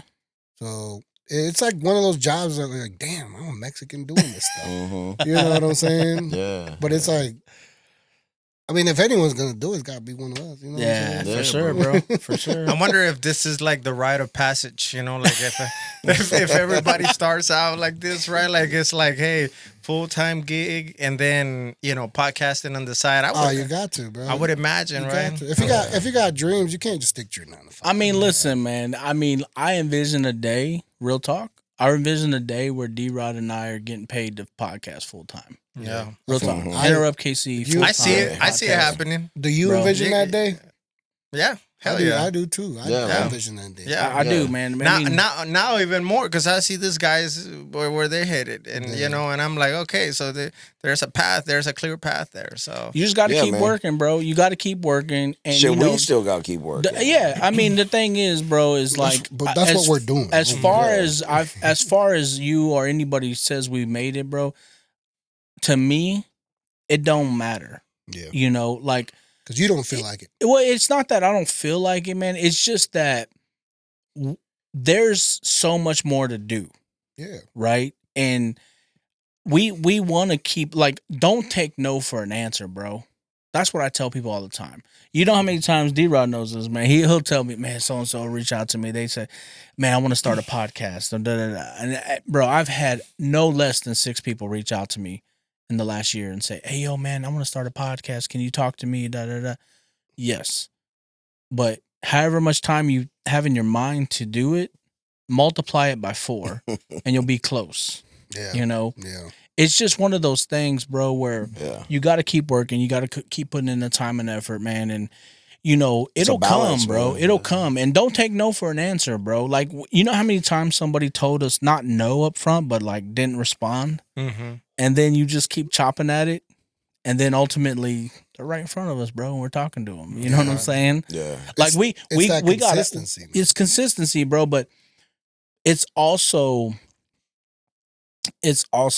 like respect, right? Yeah.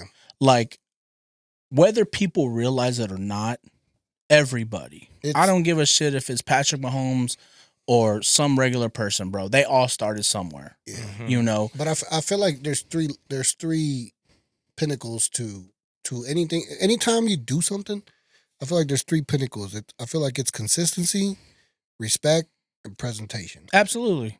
You know what I'm saying? Absolutely. I feel like those. If you got those 3, you got a good chance. Yeah. And I'd like to add to that even motivation, discipline, and dedication. Man. Yes. Yeah. I mean that's all that all plays in that band of the hand. So man. I'm hearing some values here that you guys are sharing. So yeah, I mean, for sure. you can say that that's some of the values that you guys hold with your podcast. Yeah. Right. Well, listen. You ask us to be a guest on your podcast, right? Right. And you don't set us up for failure. You know what I mean? Mm-hmm. Like, this is quality audio, quality video. You got Angel out here doing his work, quality conversation. You know what I'm saying? Bro, and it's just us. Now, imagine you had somebody who's like the business owner you talked about. All of a sudden, you feel a little bit more pressure to make this a really good one. You know what I'm saying? Yeah. And that's how it feels, bro. Like, I actually felt pressure going into this one. Believe it or not. Yes. You know why? Because you guys are podcasters. You guys are podcasters. I'm like, they're gonna, they're gonna overpower us. No. They know what. They know what to look for. Like if we're like, what I'm saying? Yeah. Let me just say that's part of that overthinking. Yeah. That's part of that overthinking that we're all guilty of. That's also experience because I have a lot more episodes in than him or my other co-host does. Sure. Because I wasn't nervous. I'm like, we're gonna vibe. We both know. We know what it is. Yeah. And I was just like, we're just going to generate. They know how to hold the conversation. There's not going to be no weird empty spots. Yeah. They're going to know when to come in. You know what I'm saying? I wasn't nervous. I was just nervous about getting everything working. But that's what I'm talking about. Yeah. I mean, bro, like there's episodes, we have a 3rd camera now, bro. And it's the iPad. We use the iPad and iPhones, right, to do all of our content, our video. And so it's like, like you got these great cameras set up, bro. It's about making sure, because, we're mobile. So we have no idea what we're walking into, bro. We have zero idea. Yeah. Like imagine we said, hey, let's do a podcast, Dennis and Rick, man, and we'll come here and do it. And something goes wrong. And there's nothing here. Yeah. We don't know what's here. And we've done that. We walk in and it's like we walked into a spot that was half of your room over here, bro. And they're like, okay, this is where we're gonna do it at. Yeah. Like, full of shit. all right. We gotta move shit around just to fit. Move furniture. Yeah, bro. It's crazy, bro. Yeah. Like that's what I'm saying. But that's what we signed. That's what people need to realize when it comes to behind the Interrupt scenes. KC. You guys gotta understand. There's a lot of work behind it. There's a lot of moving boxes, a lot of stuff for them to be there for you. Literally and figuratively. Yes, bro. You know the word. One of the other ones that was kind of crazy was climbing flights of stairs. With all the equipment. Man, you guys shout are like shout out our boy Gear. You guys are like a band. You guys are like a band. Bro, yeah, real it's talk. like that. It's like that. And shout out D, man, because D has all the like big shit. He got the tables, he got the backdrop, bro, and you know, he's like, fuck, man, like I gotta take this He's shit. the guy with the subwoofers. It's we crazy. had to go 4 flights of stairs. And what's the elevator? Bro. Ain't no elevator. Nah. Fuck, I guess we packing this shit. No, you know? I think the mobile podcasting is definitely the way to go.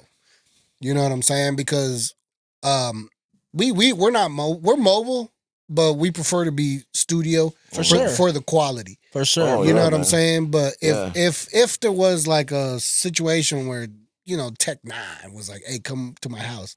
We can. Yeah. But it's not gonna be like this quality. Right. You know what I'm saying? But Right, we can right. get that goddamn interview if we need to. Right. Well, that's You know? the thing, bro. Like, you know, Tech 9 hit us up, I pay attention a lot to the little background details, right? And so I'm like, fuck, man, this audio doesn't sound like the last episode. Out of both right? of you guys, who controls all the controls? I do. So So me too. I'm over here messing with the gain and all this shit, you know, volume. This guy comes, has a conversation, leaves, boom. Done. Yeah, and that's good. You That's know, me. like I'm just about to start editing. No, but I'm about to teach him. How no, to do it. but the thing is this, bro. It's just one of those things where you can't get wrapped up in that. No. Right? And this is why I love D.Rod, bro. And honestly, Interrupt KC, it's not without D.Rod, bro.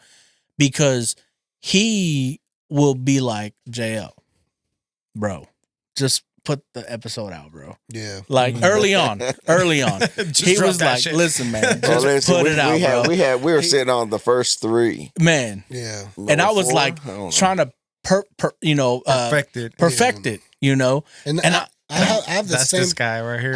He's He's the same way. When it comes to the reels, He overthinks everything. well, when it comes to all the editing Yeah. and all controlling all this, like I just can't trust no one else, bro. Yeah. You know what I'm saying? Yeah, and you know, man, here's the thing, man. Like, I feel that. Yeah. I do. I really do feel that, man. Like, I'm like, man, listen, like, you know, your brand is tied to your everything. style, yeah. It's tied to the way your setup is. It's tied to your reels. Yeah. It's tied to the texts in your reels. It's tied to my soul. It's tied to yourself. Yeah. Because he even brought. It's tied to anything you put your logo on, Yeah, you know, no, anything like that. But like, I can't even use the excuse that I have more experience because he was gonna bring what's his name? Who that? Your sober buddy. Who that? Your sober buddy. The camera guy. Oh, yeah. Yanko? He was gonna bring Yanko. Yanko shot tequila for me, one of my music videos. Okay. Dude is a great videographer, editor.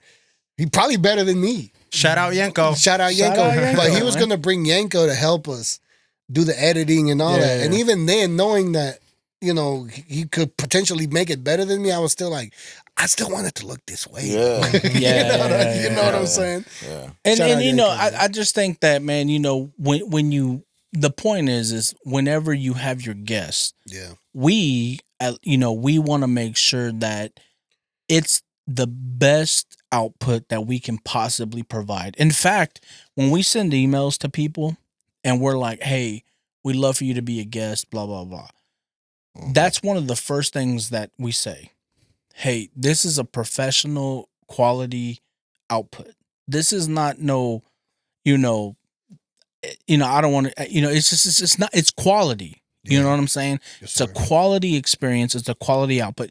You're going to look good at this as much as we are. You know what I'm saying? Bro, The content's gonna be on point. Yes. And numerous times, man, when we're done setting up, the wows that we get, Oh, man. when we're done, like, okay, we're ready, and they're like, oh, damn, Yeah, people are like, damn, that's a nice setup. like you guys got a whole for real. You guys got a whole a studio or whatever. Like, Yeah. it's a real deal here, man. You guys are definitely like, I would say you guys are like teaching people. You know what I'm saying? Because even I'm, like I said, my idea was always to be a studio podcast. For sure. But as we grow in this market, I'm like, there's just going to be people we can't get down here. Right. Yeah. Either I got to move or whatever, you know what I'm saying? And I was like, we got to be more versatile. We got to be able to not miss these opportunities. Right. And, people like me got to look at people like y'all. Yeah. And be like, what are they doing? Okay, they're doing this. You know what I'm saying? Yeah, for sure, bro. Yeah. I mean, listen, man, you ain't going to get the audio we're doing today. You just got to accept it, Rick. You can, but you're going to have to carry a big ass. Well, exactly. A big ass vocal chain. You know what I mean? But here's the thing. This is the things you're not accounting for. You're not accounting for, like, we're getting ready to do 2 episodes here coming up. Yeah. I won't say the names, but some businesses, let me just say that. It's going to be loud. 2 different spaces. Yeah. They might have a fan going. Yeah. They might have people talking. Yeah. Music. Whatever. Music. So we do vlogs. I don't know if you guys saw that on our website, but we'll go out to events and do vlogs, like street vlogs. Right. And Fourth Fridays is one of the ones that I love to do. I want to incorporate the lowrider scene and all that. Yeah, for sure. But every time I show up to Fourth Fridays, the music is blasting, bro. And I'm like, I cannot do anything here. Bro, and we were at Cinco de Mayo, right? And so, D.Rod knows this, but I'm sitting there today. I'm like already putting the next reel in my head, right? The next 2 or 3 reels. I'm like, okay, I'm gonna make a reel about this. I'm gonna make a reel about that. So I'm chopping up the video from us being at Cinco de Mayo Guadalupe Center, bro.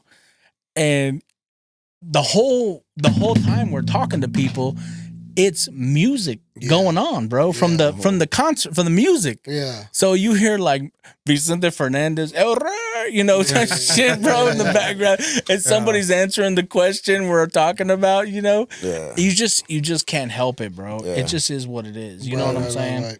So I mean, you just gotta accept stuff like that. Like my boy said over there, working in the elements, man. Yes. You know what I'm saying? It's like it takes a lot of adjusting. It takes a lot of skill too. For sure, and bro. more than other, the people.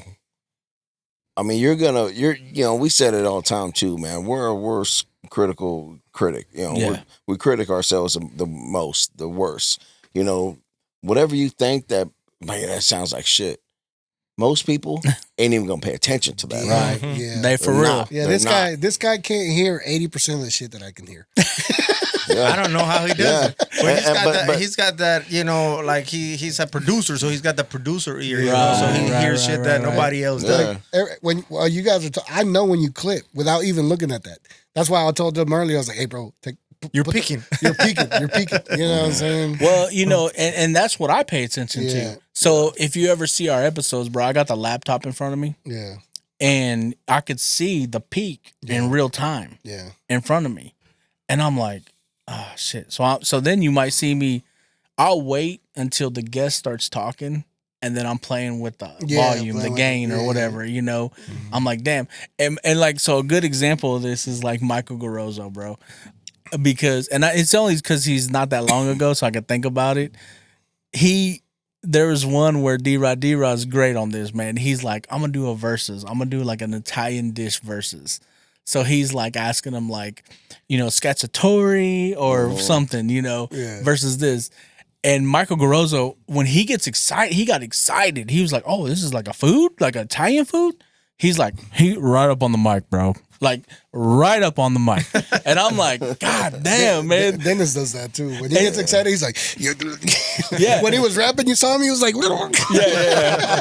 But my thing is like, do I adjust in that moment or do I just let it fly? No. So as an audio engineer, like I said, bro, like I feel like my experience started in audio engineering. Right. It's okay to peak, bro. Like when people show their expression, Let them get in there and let them peak, because even the distortion is part of that. Right. You know what I'm saying? And it adds that character to the audio. Because in music, we distort drums. We distort instruments sometimes to make them sound like for sure. That bass, like where I was going with that is that there's a part, remember D.Rod, where he's like, "Don't be a weenie, eat your spadini." You know, and, bro, he peaked way because he's passionate about spadini, bro. Yeah. He's like, "Don't be a weenie, eat your spadini." You know, but that's why he went like this. Yes, and he said it. Yes, he did. He got right up on the mic and said it, bro. Nah, bro. There's certain characteristics to expressing yourself that you just gotta let them be. You know what I'm saying? For sure. What I will add to that, if you guys can add a compressor to the microphones, it would help. Which is what I do. I add compressors, so even though they peak, they're not going to distort. Oh, I got you. But you can hear the dip because the compressor will dip it. But a compressor is like a compressor and a gate is the best thing you can add to your vocals if they're just wild. Got you. You know what I'm saying?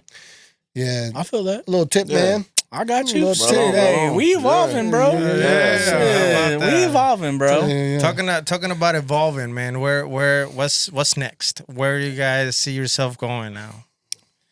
Man, you know, I would say, you know, we're approaching. We got our next 2 episodes scheduled. Man. So we got 48, 49 scheduled. You know, 50. You know, and this is one thing, you know, I've talked to D.Rod about, man. 50 is I think everybody understands the number 50. I don't give a shit if it's 50 push-ups, 50 sit-ups, 50 years old. Bro, 50 Cent, bro. I don't care what it is. Yeah. Everybody understands doing something magic number, 50 man. Times, right? It's significant. Significant number, bro. You know, we're not here. We're not playing, bro. Not playing. We're going, you know. And that to me... Hey, what did they call it when you get married and you hit 50 years of marriage? It's like Los de Plata, or what did they call them? Yeah, the golden years, bro. The golden episode? Yeah, the golden episode. Hey, the golden episode. And you know, to El Dorado? Yeah.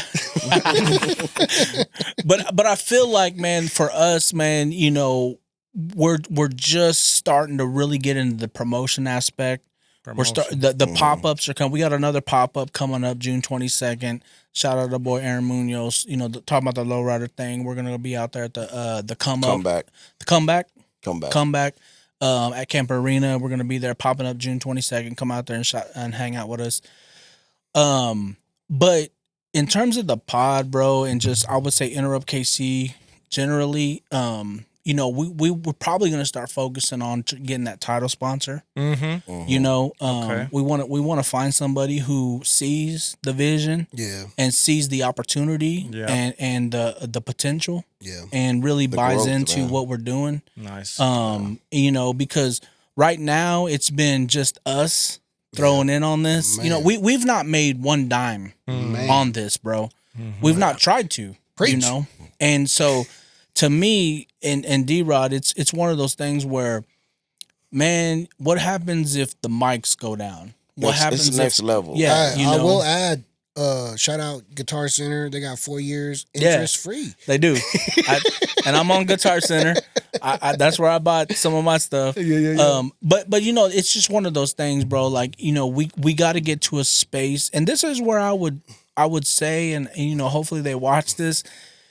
If you look at some of the pods that are out here, that I would say people with names in Kansas City who have had names for a while, who are getting sponsored by them, it's all love. I love what they're doing. But they got some pretty big banks associated with their podcasts. Look at us. Look at us. You know, we are hitting a market that is urban core Kansas City. Yeah. We got the eyes and the ears of urban core Kansas City, bro. And it's just growing. With not nearly as many resources. You guys are this is all passion, all drive, all passion. We just grinding it out, working around work schedules, and around family commitments. We weren't a previous media person or whatever personality, bro. It's just us, bro. Yeah. And that's the attraction I think that we have. And real talk, bro, you know, I ain't trying to put nobody on blast, bro, but some of them, and D.Rod knows this, man. They have copied and pasted some of the stuff we do. Yeah. And we see it, you know. And D.Rod, bro, he called me up one time. And Jared had to talk me off the ledge, bro. Man. He called me up one day. He was like, "Yo, I saw this dude, da, da, da, da." And I'm like, "What?" And I'm like, "Send me the," you know. And I'm looking, I'm watching. I'm like, bro, I'm talking. Damn. This dude, word for word, takes catchphrases. Hey, bro, it's like the rap game. I know it, and that's why you know, I was like, yeah, you know what, it's cool. But my point is this: there will be biters, but once you get a biter, that means you're doing the right thing. That's what I told him. Yeah. I told him exactly that. That's exactly it. Bro, listen, I told D.Rod exactly that. I said, listen, it ain't the first probably, and it ain't gonna be the last. It definitely ain't the first. You know, and to me, you know, this is one of the things, you know, D-Rod and I talk about is like getting those businesses who've been here or are, I would say, established Kansas City businesses to see the value in what we're trying to bring. Yeah. I would say bringing at this point. Once you get to 50, bro, it's not a question, you know, like, bro, look at just the growth, you know, and consistency, professionalism, yeah, and the passion behind it, bro. Yeah, like And we are Kansas City. Not bro. only that, not only the growth in your podcast, but also the growth in both of you guys. Yeah, absolutely. And how bro. you guys have grown to be able to handle these things, because you can't start off and have the skill to handle a big interview. Right. You know what I'm saying? You don't. You gotta go through that phase of growing, learning how to conduct yourself to be able to land these things. Yes. Yeah. You know what I'm saying? Yeah, 100%. It's one of those things, man, where, you know, everything builds on itself, bro. You know, and I think the more we go along, man, and the more we, you know, put ourselves out there, not just with the work that we're doing, but things like this, man. Shout out to you guys for inviting us out here, man. For sure. This is the first time we've done a podcast, so you guys, you know what I'm saying? But listen, I really appreciate that. I appreciate you guys for considering us. Oh man, for sure, yeah, bro. man. Like it was no question, man. Dennis, you know, you guys reached out, man, and it's just like, man, for sure, bro. We do that, and you know, apologize, we had to push it out a little ways. So, it's just, bro, you know, we understand. busyness, and you know, it's funny. That taught me something too, because I'm like, man, they got a schedule. They're booked out. Well, Bro, you know, and here's what's crazy about that is, I mean, you know. No, because booked out. Dennis introduces the schedule to me. I'm just like wherever it lands. yeah. I put it on the calendar with reminders, an address, and you know. So the fact that you guys pushed it out and gave us a specific date 2 months ahead, That's what I'm like, okay, Dennis doing the right thing. Yeah, bro. It's been that though. It's been that. That's what we've been fortunate about. Yeah. Is that since we started even last year, you know, our schedule, and it's weird to say that, even like we've been booked out 2 months, Bro, crazy. That's beautiful. That's a beautiful thing. Though, We so recently, and I won't say their name, but recently we had another podcast reach out to us, and they're like, "Hey, yo, man, we see what y'all are doing, man. We'd love to have you guys on." Da da da. And they actually have like a handful of podcasts they produce. Yeah, There's like the producer type of thing, and I said, "Yo, man, listen," and you know, I hope you guys understand and kind of appreciate this, because I was like, "Listen, man, we getting ready to do a podcast episode, like maybe sometime in the fall, late fall, Well, you know, let's do a because little bit we later. need to let this breathe." You know what I mean? And that's one of the things that we think about, you know, with our guests. Like for example, if we do like first year, bro, we did artists almost every month. Bunch 2 of times a artists. month, artists. I feel like that's the easiest thing to fall into. Well, but the thing is that after a while, you don't want people to think like, oh shit, this is just a podcast about artists. Yeah. You know? Well, even more so too, because It's a music podcast, Right. right? Yeah, because if we did Juan Moya, right? We did a tattoo artist. Well, then we're getting DN tattoo artists. Yep. I'm like, hey, look, I'm sure your work is great. Yeah. No disrespect, but I mean, for one, we're booked out. Yeah. You know, but I didn't want to be like back to back with, another guy and another guy. Let's spread it out a little bit because like there's that. much more people. I see that though, but like you guys are painting a good picture right now. Because when I was asking you about how do you know your what guests you're gonna pick and who you're gonna bring, this all makes sense right here because you guys are staying true to your concept, and even though you have guests lined up, you have to still pick and choose how that fits in with Enterrupt KC. Yeah, it has to fit. You got to. I mean, there's things that there's people we want to talk to just because we want to get into that conversation and space that we haven't really been into yet. Yeah. You know what I'm saying? Yeah. So it's working out, bro, and I just all to say, man, we really appreciate the time for you guys tonight, bro. This is the first time we've done this. And that's so awesome. I'm glad that we're the first one to put you guys on. I really wanted to capture the story. You know what I mean? Bro. Because I knew there was some good stories there behind. No, and also is like I keep saying this, bro. It's the consistency, bro. Because there's a lot of people that show up, but there's not a lot of people that stay. Yeah. You know what I'm saying? And you guys are in we follow you guys. Yeah. You guys are in our algorithm. We're like we said, we're locked in. Yes, sir. Collaborators. But before that, it was like, who are they? Who are we? Who are they? Who are we? But now it's like, okay, they're doing this. It's a thing for me. That's why I got Dennis involved, because I'm like, bro, if we're gonna be like anyone else, we have to put in more work. I can't handle all this editing by myself. Right. Let me teach you how to do this, because we're real about what we're doing. This is not a game for us. It's not a hobby. Right. We want to grow this, you know what I'm saying? And you guys are putting that foot in to be like, we have to put in more work. Send the bar, yeah. You got to send the bar. Man, that's crazy, man. Bro, that's crazy. Thank you for that, man. We're peeping game, man. I really appreciate that, absolutely, honestly. Bro. Absolutely, man. Yeah, man. For sure. Appreciate the time, man. For real. I don't know if you got any more. I got some questions still, man. Yeah, but bro. It's all good. It's all good. So, look, man, I see where you guys are going, right? You guys are evolving at a fast rate, and this is going to start, demanding more time. You know what I'm saying? For us, I feel like, man, it's hard. We're not even playing at you guys' level, and it's like, we're like, how do you juggle, work, family, and then the demands, right? Right. I mean, because that's coming. Like, so how do you guys see yourself getting through that? Because at some point, you're going to have to probably make a leap of faith and say, we'll have to just jump in. Yeah. Right? I imagine so. I think we kind of started, our thing is we do our guests whatever the most convenient for them, first and foremost, right?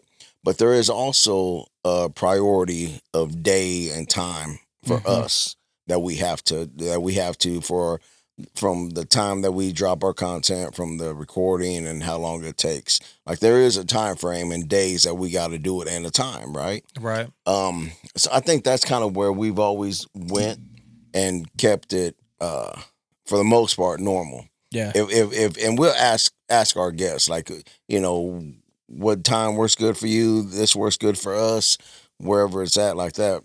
As far as growth and where it's going to take us, I think we're just gonna have to learn that. Cross that bridge when it comes, Cross that bridge when it comes, man. Yeah. And I think if we still keep with this good mentality that we have, right, that it wouldn't be it wouldn't be hard. It wouldn't be like, you feel like the path will be revealed to you when you get there. Like, you'll know. I agree too. I agree too, because, like I said earlier, like, I'm on God's time. God provides me. He knows what's best for me. He knows what's best he knows what I'm trying to build. For sure, man. He knows what I'm trying to do. I'm not trying to build this in the wrong direction. Yeah. Right. I want the right people here. I mean, the only way up is up, man. Yeah. The only way is up, and the only way is more. And it's just going to grow and grow and grow. And we're going to have to grow with it. Exactly. However that's going to be, that's going to go. And we already spoke about our family and our support. And that's just a part of that growth, too. They see it. They know it. And as long as we're all on that same vibe, the same page, to have that go together, it shouldn't be it's a fine balance, man. Like, we got families, we got wives, obviously, man, and like tonight, my wife's like, "What are you doing?" I'm like, "I'm gonna go out here, da da da," And she's like, "Oh, okay, you know, how long?" And I'm like, "I don't know, probably like 3-4 hours, you know, this and that." That takes some And patience. she's like, "All right, you know," and Shout out, wife. shout out Shout out wifeys, wifeys, man. And you know, when I get done here, bro, I'm gonna head back and be like, "What you want to do?" Yeah. You know what I'm saying? Let's And go. you know Let's what, go though? somewhere. They're gonna be proud that you guys got put on Yeah. the spot, told Yeah. your story, and you guys Yeah. highlighted them and put them on that pedestal, man. For 'Cause, sure, bro. Hey, Yeah. man, you know, and you guys were vocal about it. Nah, so. we're about the people behind the people too. Absolutely, Yeah. bro. You know what I'm Yeah. saying? Well, I mean, you said it earlier, bro. And let me share this, man. D.Rod and I, we sat down with a handful of people, bro. Like, we actually have had coffee with people before we do episodes Yeah, because they just want to, like, they don't know us. yeah, Yeah. So they're like, "Who are you? yeah. Let's figure out if I can even have a conversation with Yeah, you. no. If I'm comfortable, right?" multiple times. So we do that, and through one of those experiences, bro, Shit. somebody gave us some solid feedback, man. And shout out to them, man, because they was like, "Man, I see what you guys are doing. I'm sitting here talking to you guys. You guys are just two regular dudes with good hearts, with no agenda, and you just want to get to know people. Wow. And I'm about that. And if you keep that, dude, somebody is going to see this and really believe in it and take you places you never thought." And I was like, "Damn." He and- was and- prophesizing. That- You know, that guy Man. was prophesizing, bro. They were. That Ain't is it, D.Rod? prophetic Yeah. word. That's real Yeah. talk, That is bro. prophetic word, I got- bro. Yeah. I got- and Take that- that at face value because that shit's going to and happen. that cat is fucking feet solid Yeah. set.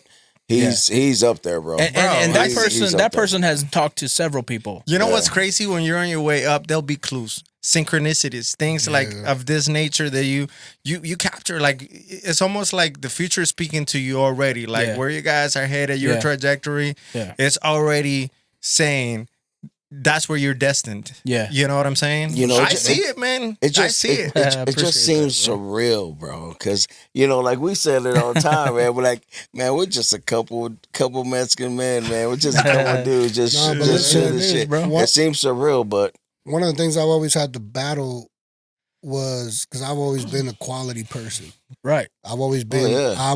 And he knows I've always been. If the quality ain't right, it is not going out. it's not right. But there's been motherfuckers with less than me Mhm. Absolutely. who have bro. gone way Bro. further. Yeah, bro. Come You know on. what I'm saying? Well, I mean, on. listen, bro. You know, and it. You know, the thing is that the content might be different. Yeah. You know, and you don't. It's just different, bro. You know, we Yeah. talked about people paying people for followers and likes and For shares, sure. bro. Yeah. That shit's real, bro. Yeah. And you can't, you know, I would say this, man. Interrupt KC.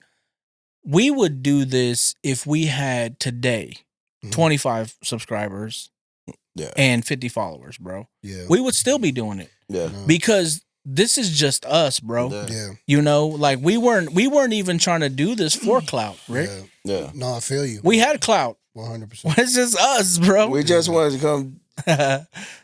It's bullshit, man. No, It's that, tough, man. it's I completely relate to that because there's times where I sit there and I'm like, who the fuck is listening to these episodes? You know what I'm saying? Yeah. But at the end of the day, to me, it's not about who's watching. It's about the experience that I have when I'm doing them. Right. You know That's what I it right mean? there, bro. That for me it is Yeah. because the experience is so valuable to me. It is. The fact that you guys are here right now, willing to have this conversation with us is valuable to me. Absolutely. The bro. fact I appreciate that the fact that you guys saw the platform and we're like, that's cool, let's go. Yeah. I'm like, we're doing something that's valuable for you guys to be able to come in For here sure, bro. and- You could have been Thank you. anywhere else tonight, man. Anywhere else. I You didn't have to appreciate it. drive Man, 30 thank you, minutes. man. Well, That's listen, weird. man, it's a lot to be said, Yeah, man. And I man. would say this to anybody, man. Like, everybody started somewhere, Yo, right? I don't give a shit who they are. Doing They anything. started Doing anything, somewhere, everything. and they was just trying to get noticed by somebody. Mm-hmm. And it just took that 1, 2, 3, 4, 5 person to find them and be like, boom. okay, cool. This is tight. You know, I like this. And you know, for us, man, like we've reached out to them. D.Rod said it, we've reached out to a number of people. We know what it's like to reach out to people and ask, and then be like, nah. Yeah. Or say nothing yes at all. And or say yes, or we show up, or we minute. show up and they're like, yeah, sorry, Last we ain't minute. doing it, type of thing. Bro, it sucks, bro. And so, sorry I was late, but you weren't late, bro. But the We thing is, bro, is that you know, it's this diva. I was thinking about it today because Rick called me earlier or a couple of days ago, and we were talking about the audio and shit, right? Yeah. And man, I felt all that. I Yeah. felt the whole conversation, bro, because I know exactly what you're talking about, bro. I went and bought a mic for my man over here. This This a new ass Let's mic. go. Right there. Tight ass mic. It's rented. It's rented. Hey. I went and bought it. I'm gonna return it tomorrow. Hell yeah. But thank y'all for the time, man. For real, appreciate you Hey guys, man, thank you guys. You got for more coming questions? I thought you had more. Man, I'm gonna let Rick get some in there because I know I'm following. Yeah, I'm following. man. Honestly, I just wanted to capture you guys' story, but before we wrap things up, like, is there what do you guys want people to know about JL and D.Rod and Enterrupt KC? That what is the one thing that you would say? This is what I want them to know. Man, I mean, it's simple, bro. We just born and raised Kansas City, bro. We here. Okay. We just, if you want to know who Kansas City and the people who are here, follow us, man. Yeah. Watch the episodes.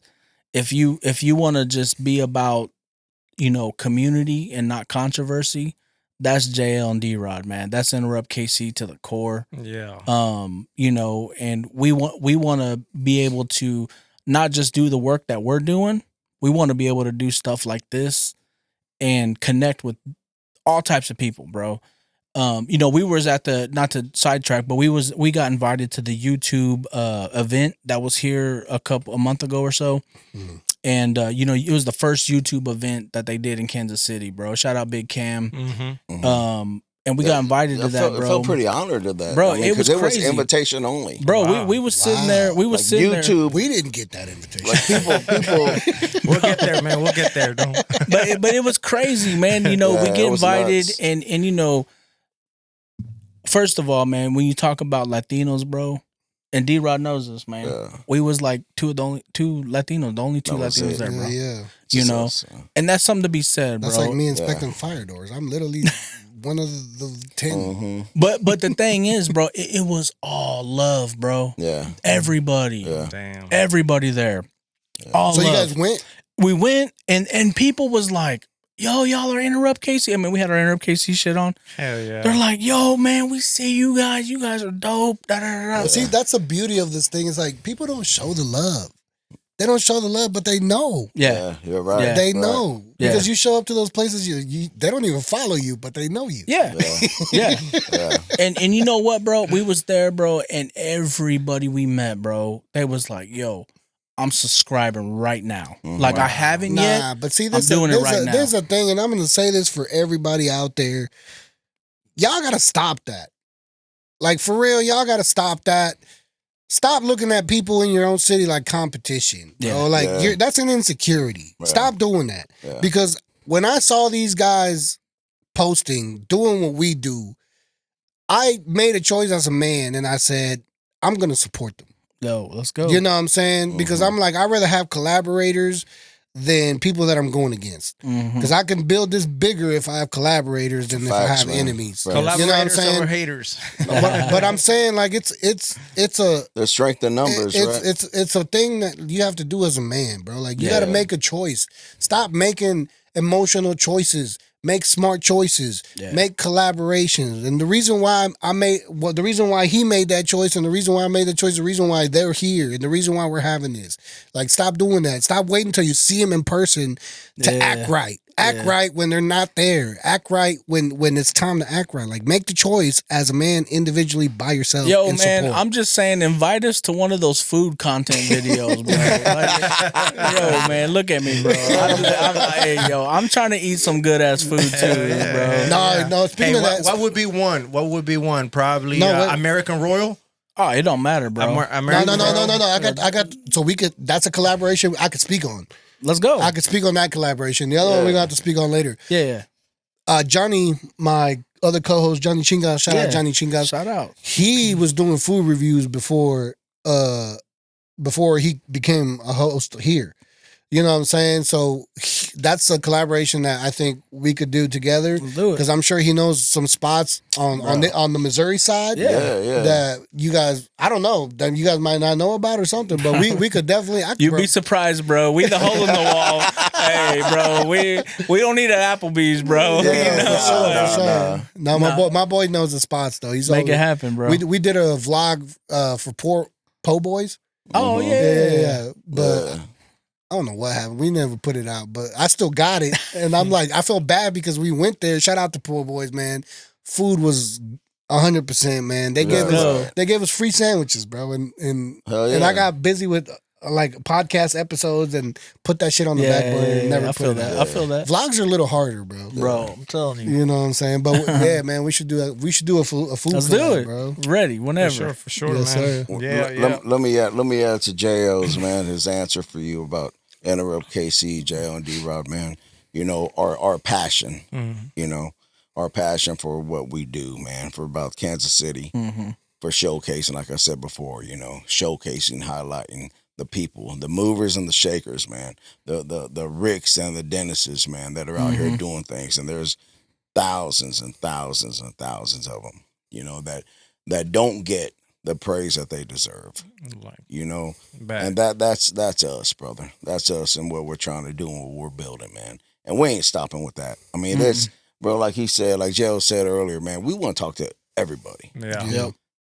But, you know, that time that we got, there's a limit. You know, we got, like we said, we got family, we got wives, we got kids, we got work. I love to talk to anybody and everybody, man. Everybody got something to say. Yes, sir. Sometimes they ain't got the right shit to say, but you know what? The ones that do, man, let's chop it up, man. Yes, sir. But yeah, man. Enterrupt KC. Follow, share, subscribe, like. You already know what it is, but do that after you come subscribe to Ozone Lair podcast, man. Shout out our boy Dennis. Shout out our boy Rick. Sir. Shout out our boy Angel for being patient. Shout out Angel, man. Angel's like, come on, Angel, show your face, bro. Angel's like, man, I ain't got no tequila, bro. I'm over here. That's the boy Angel right here, man. He's our production supervisor, bro. Where we at now? Well, we are 3 hours, bro. Damn. 909.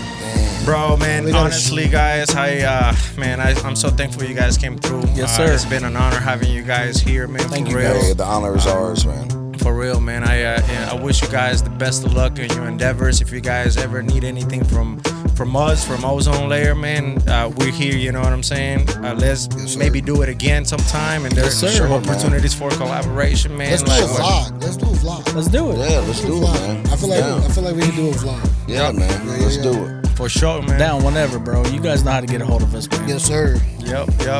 You guys are locked in now, man. Appreciate it. Yes, sir. Looking out. Man, I don't even know how you got me to rap today because it's both of y'all, man. That was dope, man. Shit. That was dope. This is more memorable for us as far as you guys. You been rapping and shit. That's wild. Who got the last one? Oh, another rap? Shit. Do it You want to close it out with a rap? Bust it out together. Hey, go. Dice, solo tú sabes lo que me ha costado he de haber llegado donde ahora estoy parado, caído, se dice y me he levantado, lágrimas de sangre yo he llorado hasta el punto que se han sacado, en las peores he sobrevivido, las calles de Estados Unidos yo me he recorrido, de ello yo he aprendido, solo con Dios a mi lado, pero nunca me he dejado o me he dado por vencido, no he nacido en cuna de oro, ni se me ha dado en charola de plata lo que yo he ganado solo. Yo. You ready, Rick? Yeah. Sitting in the couch, Ozone Lair, got Enterrupt KC. You know we ain't lying, you know we ain't playing. Drinking on tequila, my girl gon' kill me if I don't drink. I was trying to freestyle. Salud, man. Salud, man. It's your boy Rick Rico. Delete that rap. It was whack. But make sure you guys subscribe, man. Make sure you guys comment. Go to Enterrupt KC. Yes, go sir. subscribe to their channel. Support, man. This is family. This is KC. This is Raza, man. Come on. We got to push the city up. Till next time. Peace out. Signing out. Signing out. Yes, sir. Oh man, That was dope, bro.